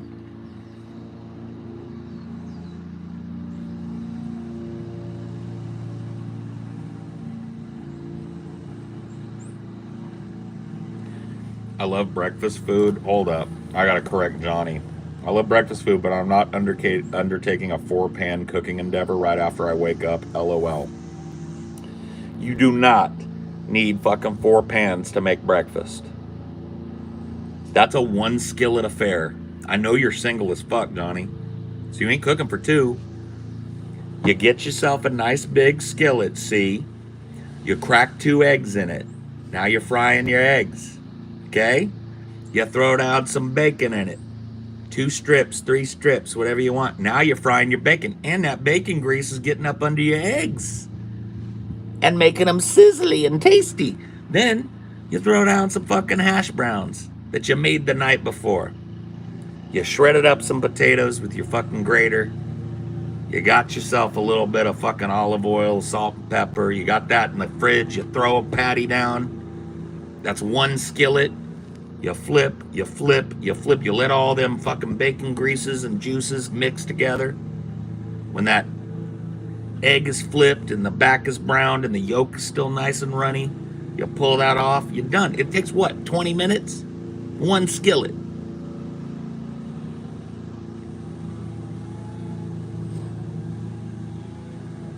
Do biscuits and gravy with basically 1 skillet Yeah. on a baking sheet. Yeah. I like home fries better. They need their own pan because they take longer than the eggs and sausage. I assure you, I can burn, Paul. I like home fries better. Get out. Well, then start the home fries first and then put the eggs in. If you're doing the home fries right, you start them first and then you put your eggs in when they're finishing up and your bacon. And you let your home fries get a little bacony too. Don't tell me you can burn and then tell me you can't burn.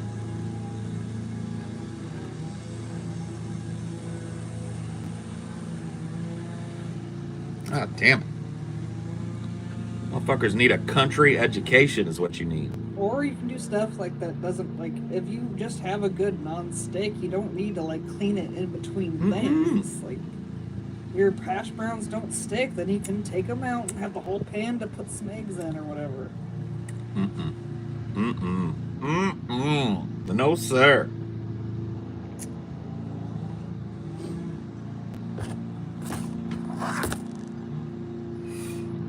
Make a shashuka.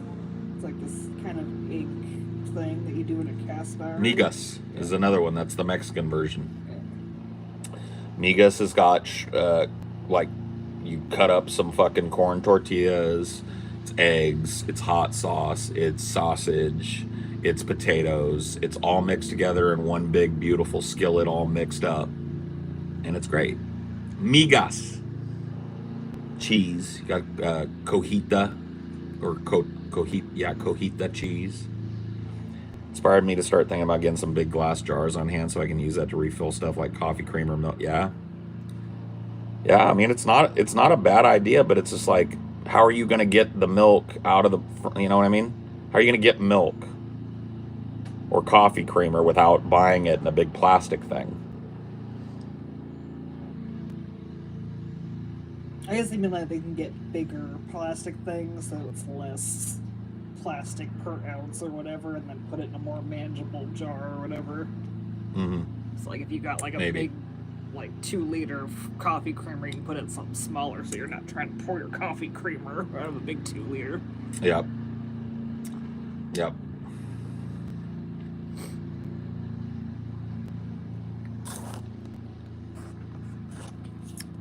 What's my Sith Lord name? Darth Saltinius the Wise. Yep, there you go. Somebody knows. It's Darth Saltinius for sure. Somebody knows.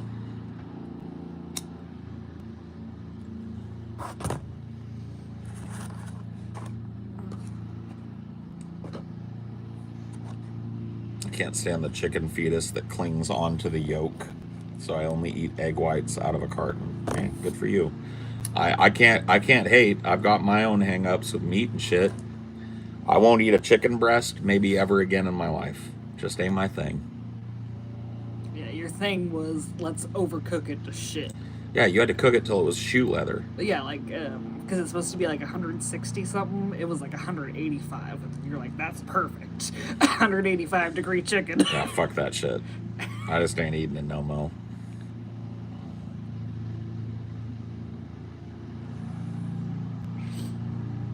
The shock when you find animal parts in your animal flesh. I know. I don't look, dude, I don't try and make it make sense. it's not necessarily a sensical thing.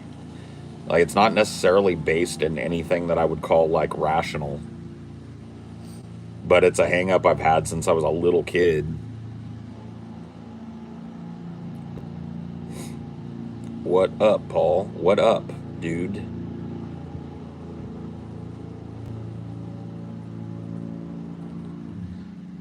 I can just tell you I've been way happier as an eater, and Amelia will back you on this. I feel way better after I eat, way better before I eat, and during the eating. It's just way easier for me now. It went from like a thing that was actually like making me nervous because I was always having to face up to maybe eating something I didn't like, or getting a piece of thing in my chicken that was all rubbery and I had to spit it out. Like, I would get all worked up about that. Now I just sit down and eat until my stomach goes, "I'm full, dude." And then I go, "Okay." And I just stop eating. Yeah, like, because we were making those, like, home chef things that are supposed to be 2 servings, and a lot of time you only have half of a serving with that. Yeah. I mean, even now, like, especially now, in the last couple of months, my portion size has probably fallen almost in half. It's like, we had lunch yesterday, right? We had the Impossible Nuggies. We had a 5-piece each, and then we had like what was probably like a medium order of tots a piece. Yeah. And I ate that, right? And towards the end of it, on that last nuggie, I was like, "Ooh, I'm full." My last bite was my last bite. I would have ordered it like 6 months ago. What would my you say it so I'm not getting it wrong? What would I have ordered from McDonald's 6 months ago? I think you maybe would have gotten a 10-piece meal with the fries, and you might have gotten a couple of those little cheeseburgers. Yep. So like 2 little cheeseburgers, a 10-piece large with the fries, the big soda. Mm-hmm. Right? I would have eaten that and maybe even still been able to eat something. Maybe that day I was extra hungry. I get double McDoubles instead of the normal cheeseburgers. And I'll eat 2 McDoubles, a 10-piece, an extra large fry, and a Coke or a Diet Coke. I will tell you on the nuggies, now we're talking about freezer processed nuggies, right? Which I happen to like. I've been a fan of them for a long time. If you had a banquet frozen nuggie and a possible frozen... Let's put it this way. If I had you over my house and I said, "Oh, I'm going to make some frozen nuggies. You want some?" "Yeah, throw me in a 5-piece." And I did, and I fed you the Impossible Nuggies, you wouldn't go like, "Is this chicken?" You'd be like, "Ooh, these are good nuggies." Now, they're expensive. They're about as much as you would pay for like a 6-piece at McDonald's. Yeah, they're not cheap, unfortunately, but we don't eat them every fucking day. We get them. It's better than buying all the other crap that we would at McDonald's. Yeah. Right, it's way cheaper than getting my order at McDonald's to have a 5-piece of nuggies and some frozen tots. Yeah. Is that the most healthiest meal that I could sit down and have? No.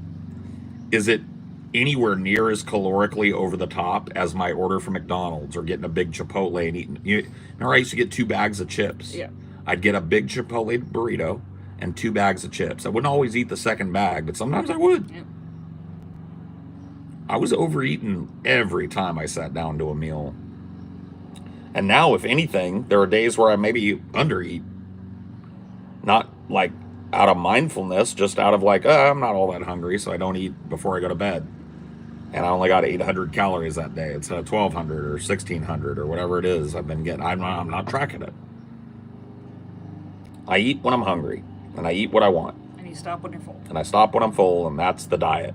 Yeah, like last time I made you a mac and cheese thing, you ate half of it. Mm-hmm. You used to make me a whole box of mac and cheese, and I'd eat the whole thing. You made me one the other day during the show. I turned my camera off, I ate half of it, and then put the other half away.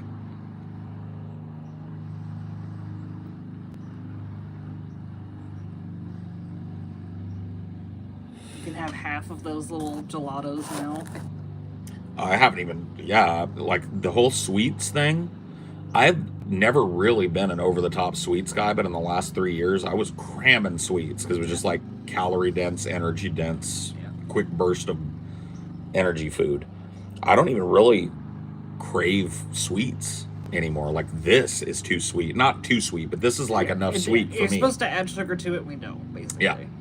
Whatever they put in the powder is enough. Sweet, It's more than, and the fruit. Because it's got apples, it's got acai, it's got strawberries, blueberries.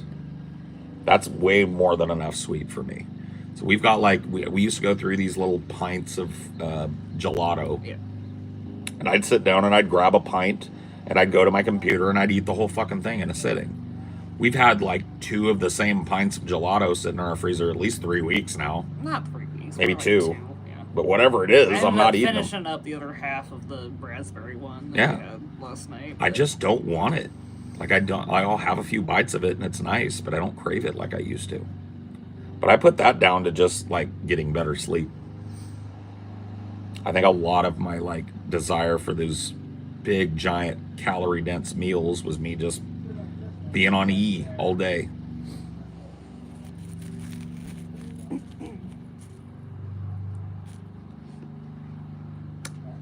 And you've been less depressed too since you've been getting Way less. And way less nervy. I still deal with the nervousness probably more than anything, but it's been better.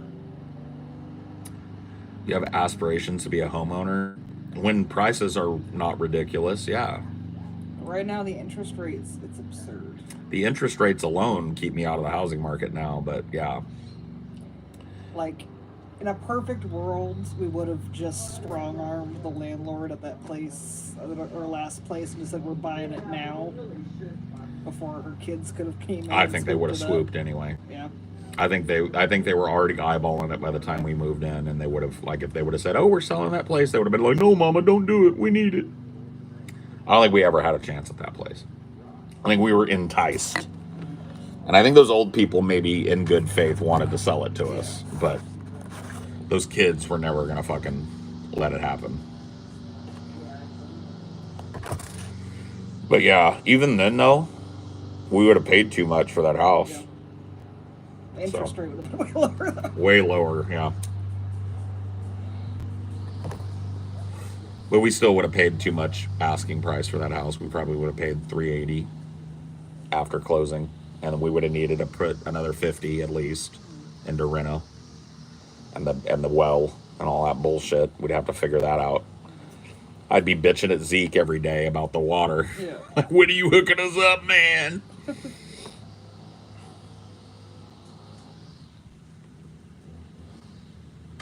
But we could have made it work, but it would have not been the greatest deal. But I think we could have been happy there the rest of our lives. I think we could have got a little goat pen and had a little thing going. There was plenty of land. It was beautiful. Just the way we like it. It was quiet enough out there. We were right in the thick of the nature. You know, we just wild animals, fox and hawks, and there were those murders of crows that would come and roost in our thing. It was Those just, little baby foxes were adorable. oh my God, that was crazy. I loved that. Watching them play along the fence line. I know. It was absurd. But we would have paid out the asking price wise. Like I said, like down the road, if there's a big market crash and they lower interest rates to stimulate people into getting these mortgages again, which I foresee. Well, because it's just like no one can afford it now. Like you're not rich, but you definitely ain't poor, and we're looking at it. It's No. like, I make enough money for us to have a nice little house on an acre or 2 of land and not be broke. And we just are priced out of the market. You know, we're looking at moving to an apartment next because we just don't need all this, and I can save more money that way. So fuck it. I liked apartment life well enough. As long as it's an apartment where the walls ain't paper thin, you can't hear everything I'm doing, and I can't hear my neighbors all night. it's so like I want to rip my hair out looking at those apartments though, because like looking at the reviews, it's like, is this someone that actually had the bad experience, or is this someone that just doesn't like having neighbors? In my experience, reviews of these apartment complexes, they just don't beat going and looking or just making a decision and trying. Because like 90% of the time, people have some gripe about their fucking apartment. Yeah. And a lot of people just are like, well, fuck him, I'm going to give him a 1 star. Yeah, a lot of them are like, oh, there's dog poop. It's like, whatever. Dog poop is dog poop. You know, we'll pick up after our dog and we'll take him somewhere else, you know, to a dog park. If it's, I mean, as long as we're not waist deep in dog shit everywhere you go, I don't care. If there's dogs around, there's going to be poop. That's They're just, like, oh, there's all these kids running around yelling. It's like, well, we're definitely dealing with that here. yeah, it's like, oh yeah, we don't get that ever here. We don't get kids running around screaming here. It's like, whatever. Like I said, as long as it's built in such a way that the noise is not amplified into my apartment and my spot, I don't give a fuck, really. If I can lock my door and everything's pretty quiet and I can do my thing in my own apartment, that's all I need. I can go elsewhere if I want to chill. Give me a little balcony to smoke a cigarette on and do a ideology on. Give me a bedroom or two.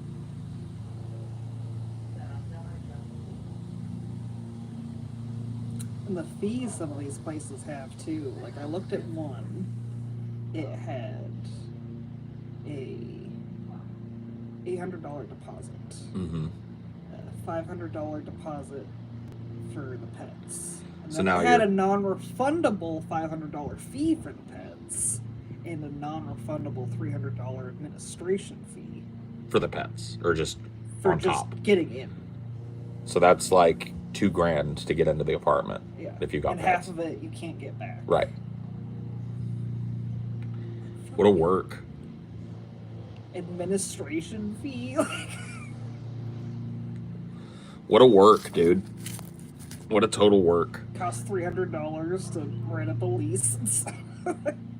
The sad thing is that's probably the nicer place to live. Yeah.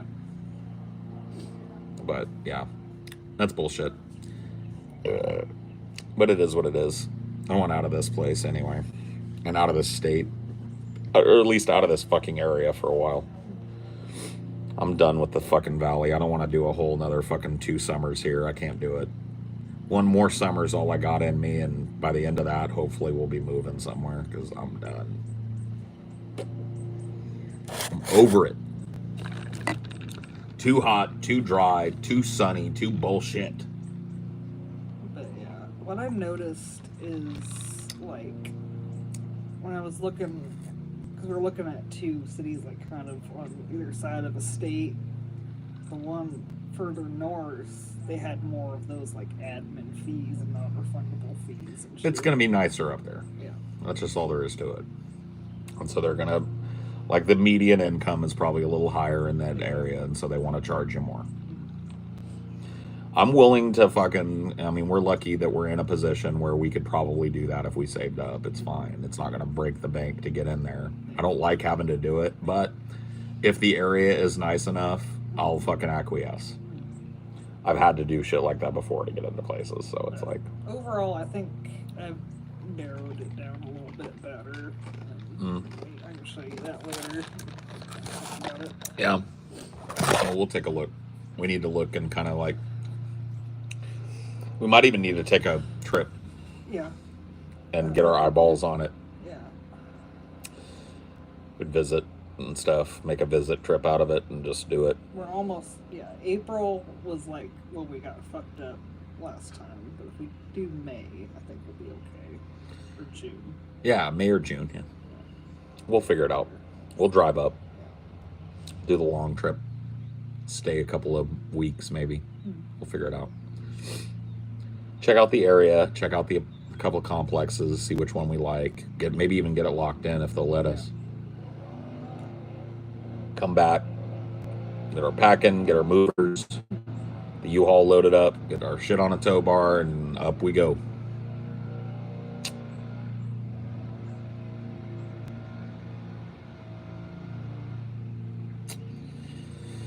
Up we go to the new bunker, to the new undisclosed location until Scotty drops it. Till Scotty says, "Hey Paul, how you liking Poughkeepsie?"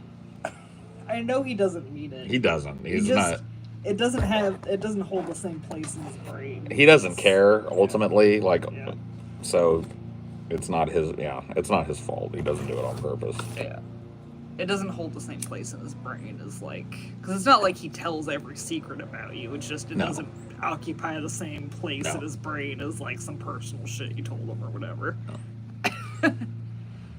Yeah, I'm looking. With the RV, he couldn't pin you down like that. True. Well, he could probably. I'm gonna tell the guys where I'm going. They're my business dudes. But yeah, he wouldn't be able to, like, maybe right away, no. He probably wouldn't be privy to every plan I got. But that's okay.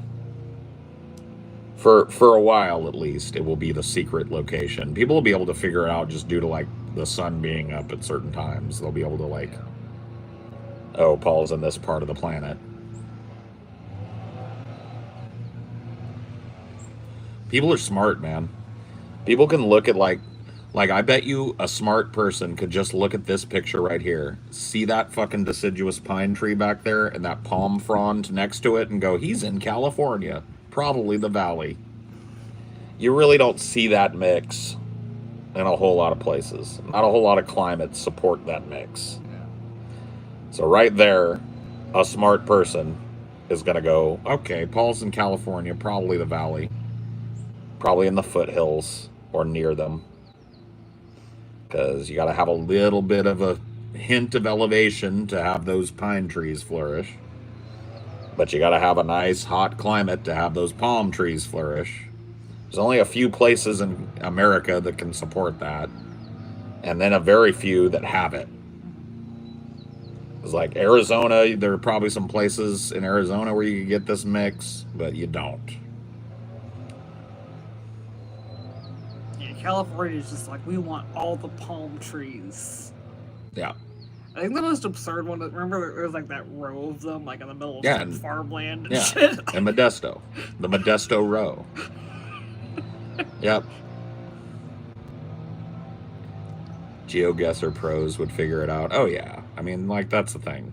All I could do is only stream inside. But as soon as you go outside and they can hear planes going over and they can see the kind of wildlife and hear the accent that people have as they walk by, that's all you need. Speaking of, little peepers. Little peepers? Jeepers creepers. Why are those little peepers? He's like all the way on the edge. So oh, yeah, I see him. Yeah. Cute. Cute. Too cute. I'm gonna miss the little crazy cacophony of cats a little bit. Yeah, our cat crew. There'll probably be some neighborhood cats where we're going to. But we have an absurd amount here. It'll be a new cast, though. Like, it's not like we, like, interact with them much, but it's kind of cute that they, like, trust us enough to not run away when we walk outside. Yeah. They'll walk by us. They don't care. They know we ain't after them. Yeah. They know we're just observers. And the little conversations that they have. I know. It's crazy. Cricket won't miss him, though. He mean mugs him every time he sees him. That's what a bunch of cats should be called, a cacophony. Yeah. A cacophony of cats. They're called a clouder, but... That don't make no sense. We've definitely got ourselves a big clouder here, though.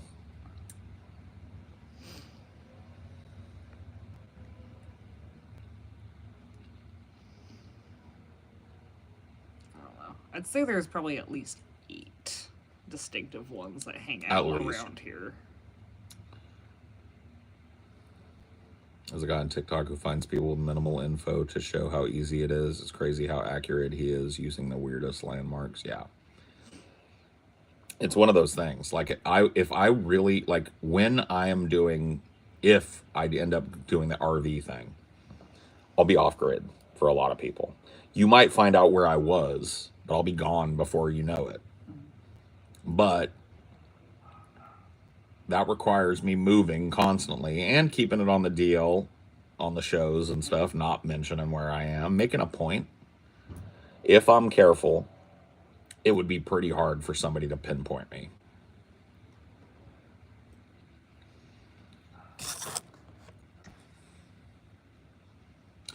I got one more silver dollar. I'm not gonna let them catch me, no.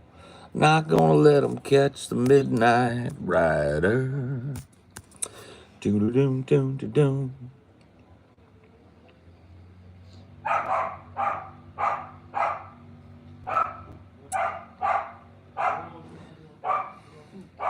Yeah, I do get recognized in public, but not often. But I don't go in public often, honestly. I'm a bit of a hermit, so I bet if I went out a little more, I'd get recognized more.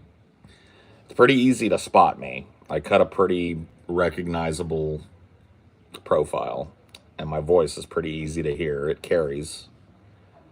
So, yeah. I do get synced. I just don't go out much. What are you hiding from, Paul? Those chapped lips will catch up. My lips are not chapped. My lips are moisturized. Kinda. Girls swooning. Yeah, I have to watch out for that. Women will faint, and it's like, ladies, please. I'm just a guy. Okay. I just happen to look like a Greek god. I didn't choose this, okay? Please don't hurt yourselves. Please don't faint. Amelia has to fight. Like, she has to karate kick them because they'll just come running. Oh my God! She'll be like, no, bitch. Whoosh. You know who way to fight people off for is Dinor. We take Dinor out. Oh my God. Everybody loves him. Women like big guys too. It's true. Not all of them. There's some women that just want a Ken doll. I can't be that for that woman. But I'm telling you, a surprising amount of women, they like a chonker, man. They like a big old bear. Big old fucking... They like it. Trust me. They just don't want you to be a bear that is a bear because you're a total loser. That's the key. If you're a bear because you sit and sweat into your computer chair playing World of Warcraft for a living, and you don't take care of yourself in the least, and you don't even try, you're not a bear. You need the trauma fat. That's the fat. The trauma fat? Yeah. What is that? Like being fat because of some shit going on. Oh, yeah. Just because you're a glutton and lazy. Right. Trauma fat, trauma humor. I see how you're thinking.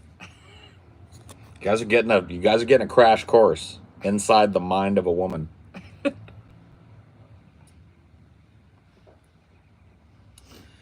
I'm clueless with women. My wife has to tell me when I'm being flirted with. I can tell now. I didn't used to be able to tell.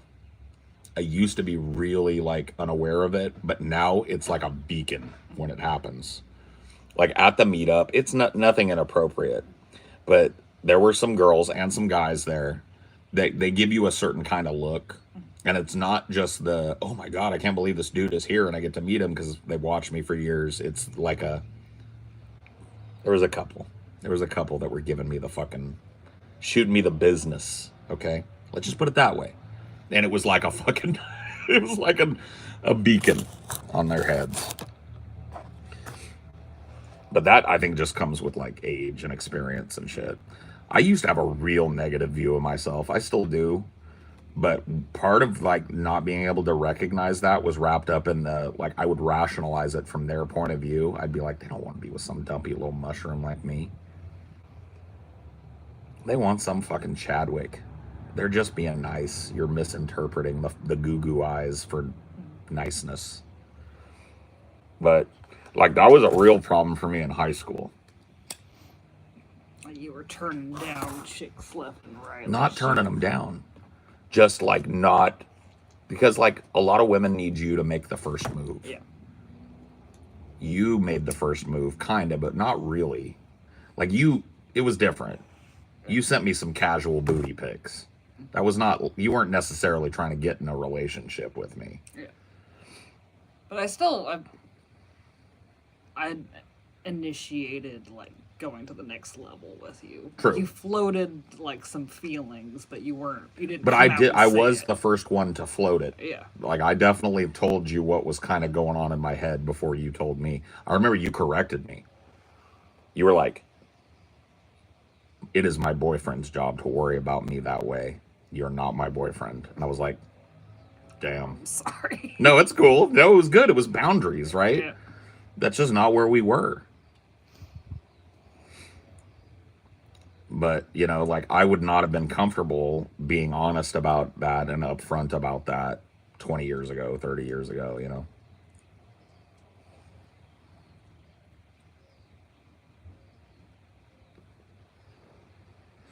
I still struggle with that in my late 20s. My brain refuses to believe that someone I desire would desire me, but I'm not interested in them. Then suddenly it's clear that they're flirting.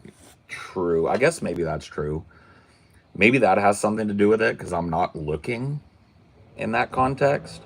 And so when somebody else maybe is, even in just like a roundabout way, I can sense it more. But I don't know. More ladies ought to be that assertive. Yes. Well, in terms of boundaries, absolutely. Yeah. Because Amelia was not at that place, and neither was I really. But I was just floating some K. I kind of like you, and she was very, at that time, very clear. Like, hey, this ain't gonna go beyond like friends with bennies, and if you need to be cool with that, I'm like, okay. You know, but I would prefer that than for her to just treat it like an online thing and pretend with me to keep me on the hook or whatever.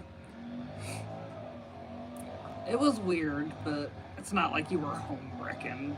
I was 1 foot out the door. And No, I know, and I was just out of a relationship too, Yeah. and so yeah, it was just one of those things.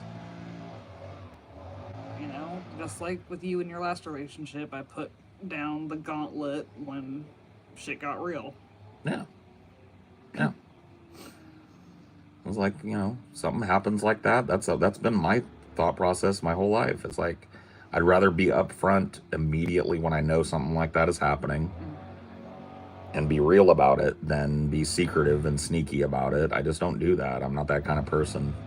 I'm a pretty open book guy.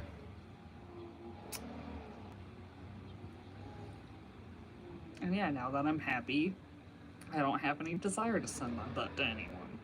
Right. Usually chase chicks, and then when it gets more serious, I'm just not into it. That's something I can't really. I'm the opposite. I don't really chase anybody unless I'm interested in like a relationship. I don't do casual shit really. You were just dipping your toe into the casual. Yeah, I was trying it after my last relationship, but it didn't really. I don't know. I mean, it led me to you, so there's that. But if it wasn't me, you think you would have done casual longer? Or yeah, probably. Yeah. In my head, I was gonna be single for a long fucking time, a couple years at least, and just kind of travel around and maybe get laid a few times and have a few like inconsequential rendezvous with people and shit. But ultimately, that's never been what I've been into, and I didn't really even know how to go about that. Yeah. I know you just open the door like, here you go. Come on in. Yeah. I didn't even mean to. I just started posting on Instagram more. And I got like positive feedback from cute people. Yeah. And I was like, damn, okay. I see what this is. That's how TJ and Chelsea met, wasn't it? Yeah. People just be like, damn, Paul, you look good or whatever. And I'd look at their stuff and it was like, you know, a hot dude or a hot chick. It's like, oh, there are people out there that might fuck me. See, I think that's the trick to online dating is to not do the dating app or site, but to just do it in the online space. I don't know. I have a leg up, so I can't really speak to it. Being a public figure, even one of like F-tier internet celebrity, like that just puts you out there in a way. If I was just a normal dude with a nobody account, it'd be harder for me to get noticed probably. And when it comes, especially I think to women, there's a layer of attraction just to that. Like a strong voice means, you know, and then they think I've got access to more money than I do, or even the money that I have is attractive in a certain way. So there's all of that layered on top. I can't really, you know, I'm not going to lie. I got a cheat code from my job. But you didn't used to have the cheat code. No. You had plenty of relationships, no cheat code. All my relationships prior to like the last two. 2018. Yeah.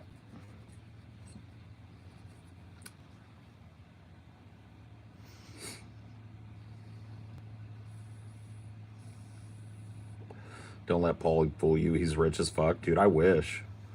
I'd tell you guys if I was.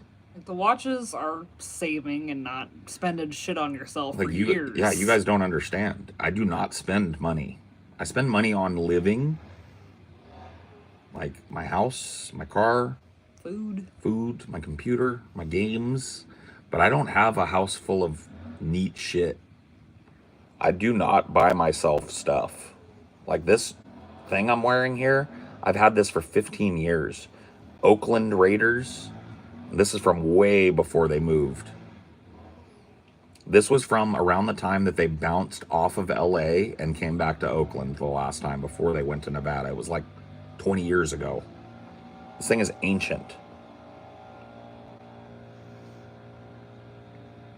Got a cheap little car. Yep. Got a cheap entry level car that we putter around in that does good.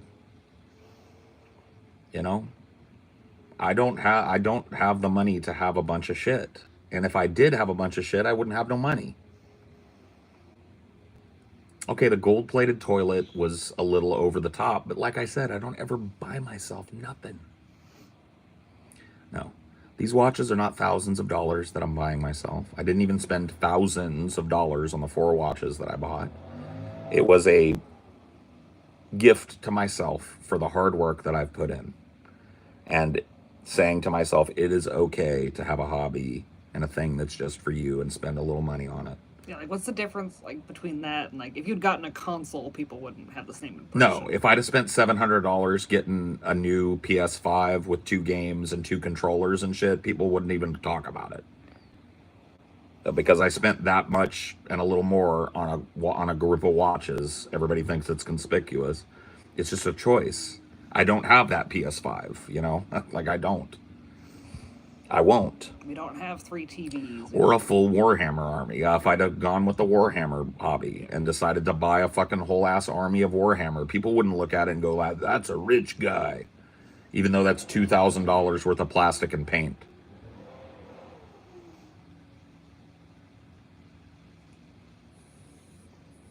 Or a kid. That's the most flexing you can do. Yeah, you want to talk about a fucking flex. You got children?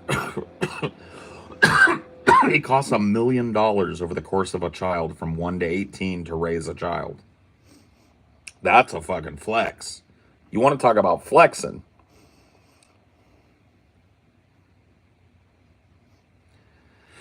I will never own anything that costs $1 million ever in my life, most likely. My sister has 7. Your brother has 4. My sister got 7 and might not even be done. That's a flex.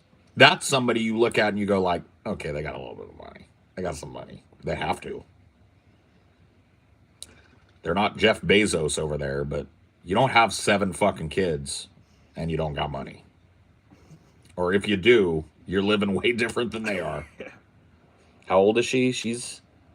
So how old am I? I'm 44. She's 3 years younger. So she's 41. Or 40. She'll be 41 this year. Yes.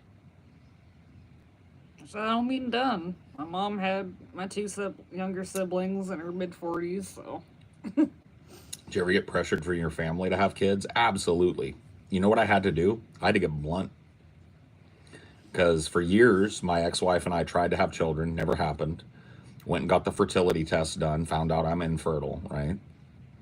That's not something that you just like, especially when you just found out. I was in my late 20s and shit when I found out. I was 28. It's like, that's not something you just tell everybody. But the family kept going, when are we going to have the pitter-patter of little feet? When are we going to get a little ball? You know, and I finally just started telling people when they came to me about it and bugged me about it, I'm infertile. We can't. And people won't stop with that, too. No, sometimes they won't. Yeah, they'll go, in vitro, though. In vitro or adoption.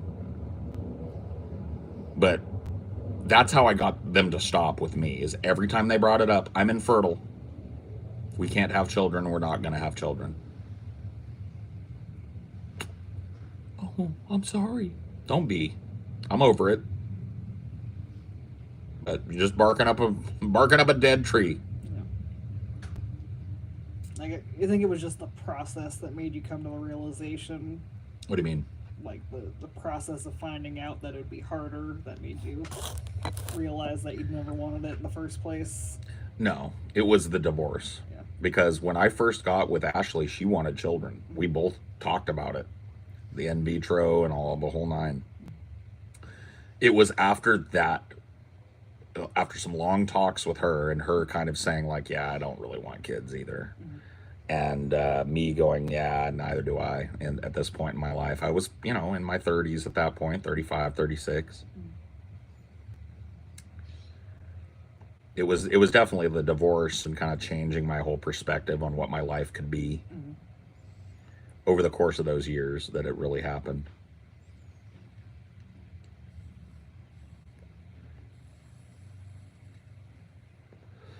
Is it nice having a free vasectomy? I mean, it's probably a lot to accept, but I could see being infertile as I mean, yeah. Like I don't mean to be explicit about it, but I don't have to, I can raw dog it. As long as I'm safe in terms of knowing my partner is clean and I'm clean. Still got to be careful with that, but yeah. I don't have to worry about contraceptives. And Even so, we still use them. True. I'm Amelia's the strongest shit there is. Yeah, Amelia's on birth control. Not necessarily for birth control, but it's a good side effect. Birth control has a good regulatory effect on a lot of women. But yeah, like if we got pregnant somehow with that, we'd get a lotto ticket immediately. Yeah. On our way to family planning. Yeah. To get RU 486 or whatever we needed, we'd pick up a few lotto tickets of some scratchers, and maybe right after you down the pill, we'd head up to fucking Chuck Chansey and put a couple grand down on it and see what we come home with. The absurdity. Yeah. Would be. From what I was literally told by one of the two fertility doctors. One fertility doctor said to me, he was an Indian guy, he said, you cannot expect to have natural children in your lifetime. The other one said, if you got your wife pregnant, it would be like lightning striking you twice on the day that you bought the winning Powerball ticket. It could happen, but it's not gonna. I was like, okay, thank you for letting me know. But there is some live ones in there. There are, potentially. But the problem is, so here's how it broke down to my memory.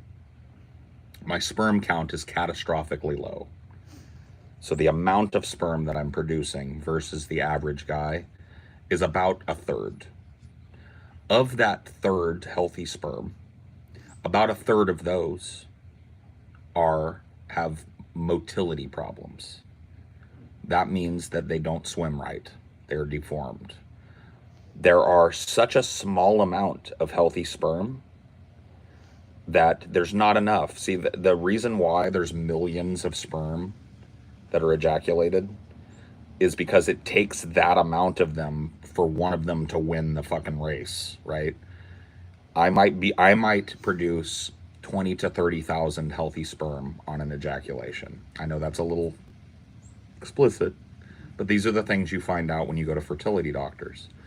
Of those 20,000 sperm that are alive, a third of them just go in circles. Are deformed. It's just, like I said, it could happen. It could happen, but it is not likely.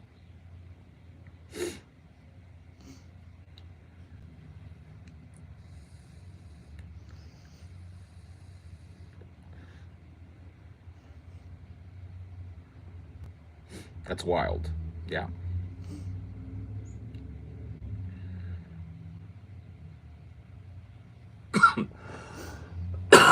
Did you get pictures of them? I got to see a little video of one of the poor little bastards doing this, moving like that. Just, where do I go? Little tail going like.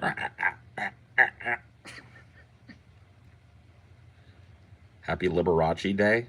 Is it Liberace Day? Yeah, my little soldiers looked very sad. Very sad. Sometimes I remember they showed me a little bit, and one of the little circular ones was bumping into a healthy one and keeping him from going anywhere. Yeah. So that's another thing. They create traffic jams and shit. Little bastards. Poor little guys.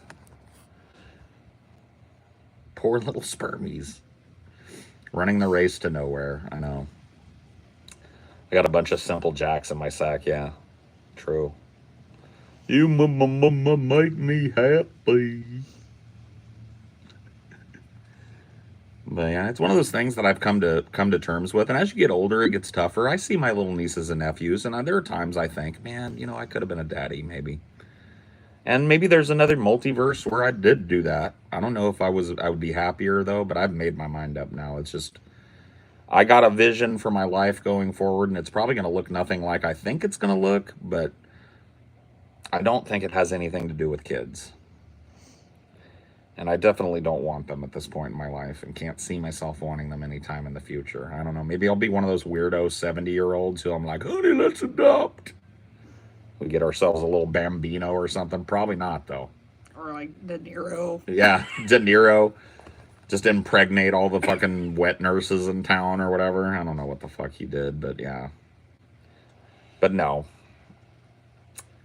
That is kind of sealed off for me even as an old man, because it's only going to get worse as I get older. It's not like you get more fertile with age, and that barrier will still be there. I'll still have to go down and do the in vitro thing, and that's 30 grand. It's 30 grand to mix up a baby, because there's so many failures. It's like a 6-month process, and they expect 98% failure rate. That's why it freaked them out in Alabama when they said that they're people, because it's like you have to throw some away. Some of them are just non-viable. They don't take. Yeah. In vitro is an imperfect science. It doesn't work right all the time, and it's very expensive. Me and my ex-wife looked into it because at first, your first reaction when your life plan is we're gonna have a couple kids, and then all of a sudden you're like, uh-oh, we can't. You look at all your options, and in vitro was one we extensively looked at. What are the other treatment options that Paul has to up his sperm count? We tried some of them, because like just upping my count would have helped, right? Because yeah, I got some unhealthy ones. Every dude produces unhealthy ones, by the way.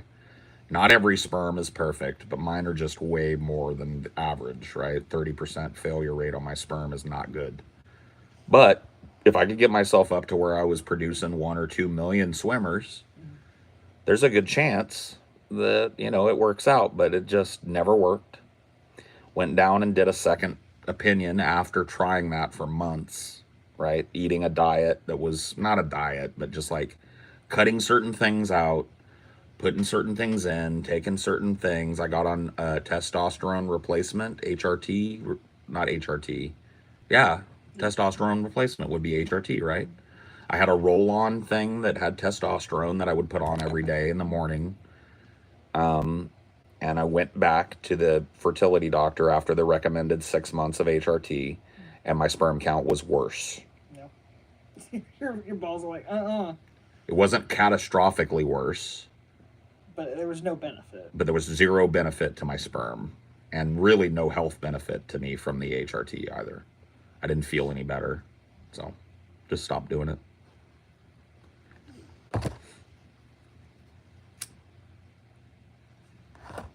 This is the final cigarette. We're going to call this a Q&A here at the end when this cigarette is smoked to the head and I stub it out. We are done because my phone is about to die. Ask away. Q&As only in the chat. I don't care about your anecdotes right now, okay? Q&As only. You got a question on your mind? It's the last cigarette. Dun dun dun dun dun dun dun dun dun dun dun dun. Hey, timer's going. Dun dun dun dun. You ever done Z substance? Yes, I have. Yes. Substance D. D is finally death. Did you watch Spino's apology video? I did not.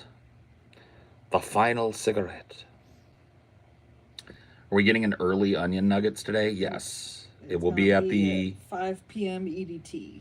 5 p.m. EDT. Figure out your own shit.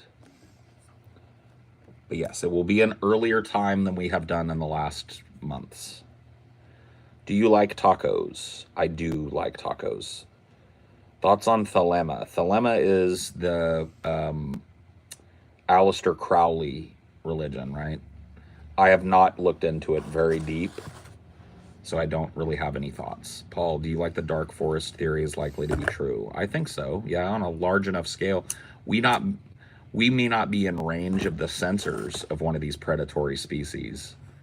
But yeah, I think it's likely that somewhere in the universe or multiverse there is some kind of predatory alien species that's listening for signs of civilization.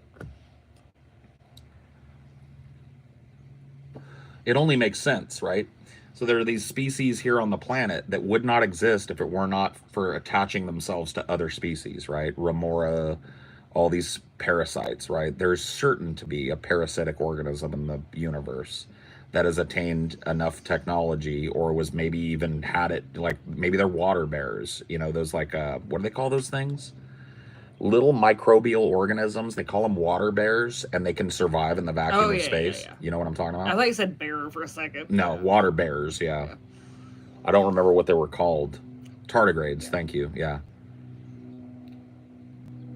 Yeah, there's like that seeding theory that life actually came from being seeded. Well, they think that tardigrades might be an example of that. Yeah. They might be an animal that came from elsewhere because it was on some sort of planet that got blown apart and just was survived in the vacuum, came here, and then evolved here for a few generations.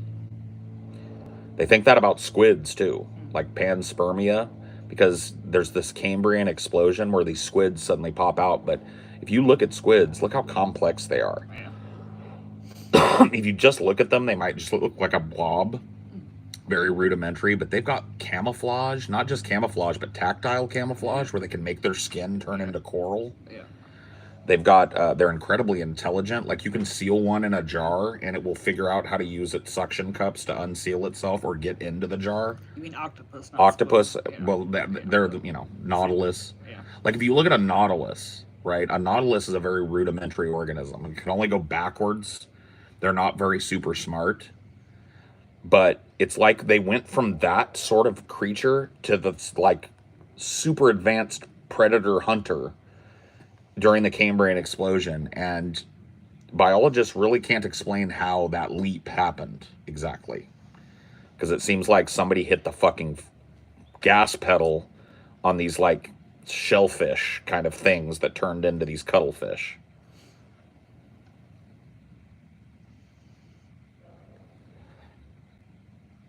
You think about the theory that life started in the first billion years in space because temps were hot? I don't know, maybe. What happened to Sam Sherwood drums? Haven't seen him lately. Yeah, I've done 2 or 3. Sam Sherwood, maybe his career took off. Maybe Guns N' Roses called and they're replacing their drummer and they need him, you know. Fled in disgrace. I would have too. That was not a good appearance for him, but he did it to himself. And I wasn't overly mean. I just told him the truth. He got banned. I didn't ban him. Think there could be superior intelligent life in our oceans? Maybe. Probably not, but maybe.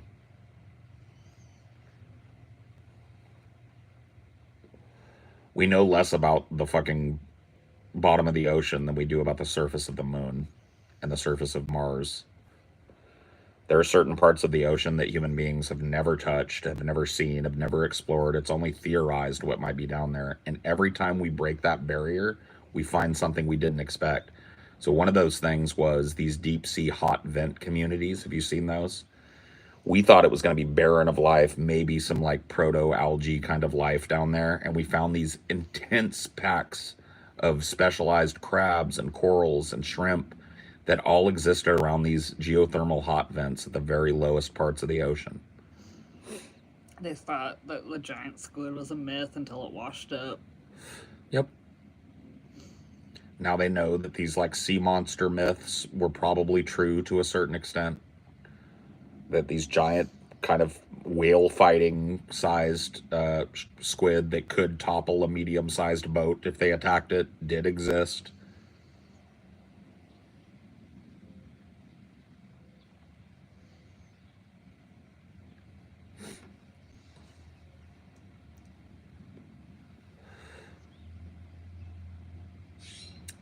So yeah, I mean, I think that we still have a lot to learn about just life here, let alone life in the fucking wider galaxy.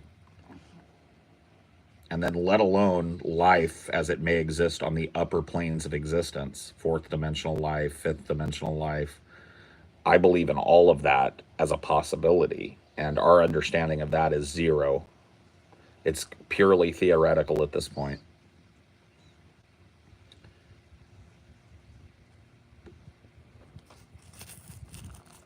So that's it. That's the last cigarette, and that's the last minute of ideology. Join discord.gg/Paul. I chill in there all the time. I talk to people, we chill, we smoke, we have a good time, we joke. Respect the vibe. I'll see you next time. Bye.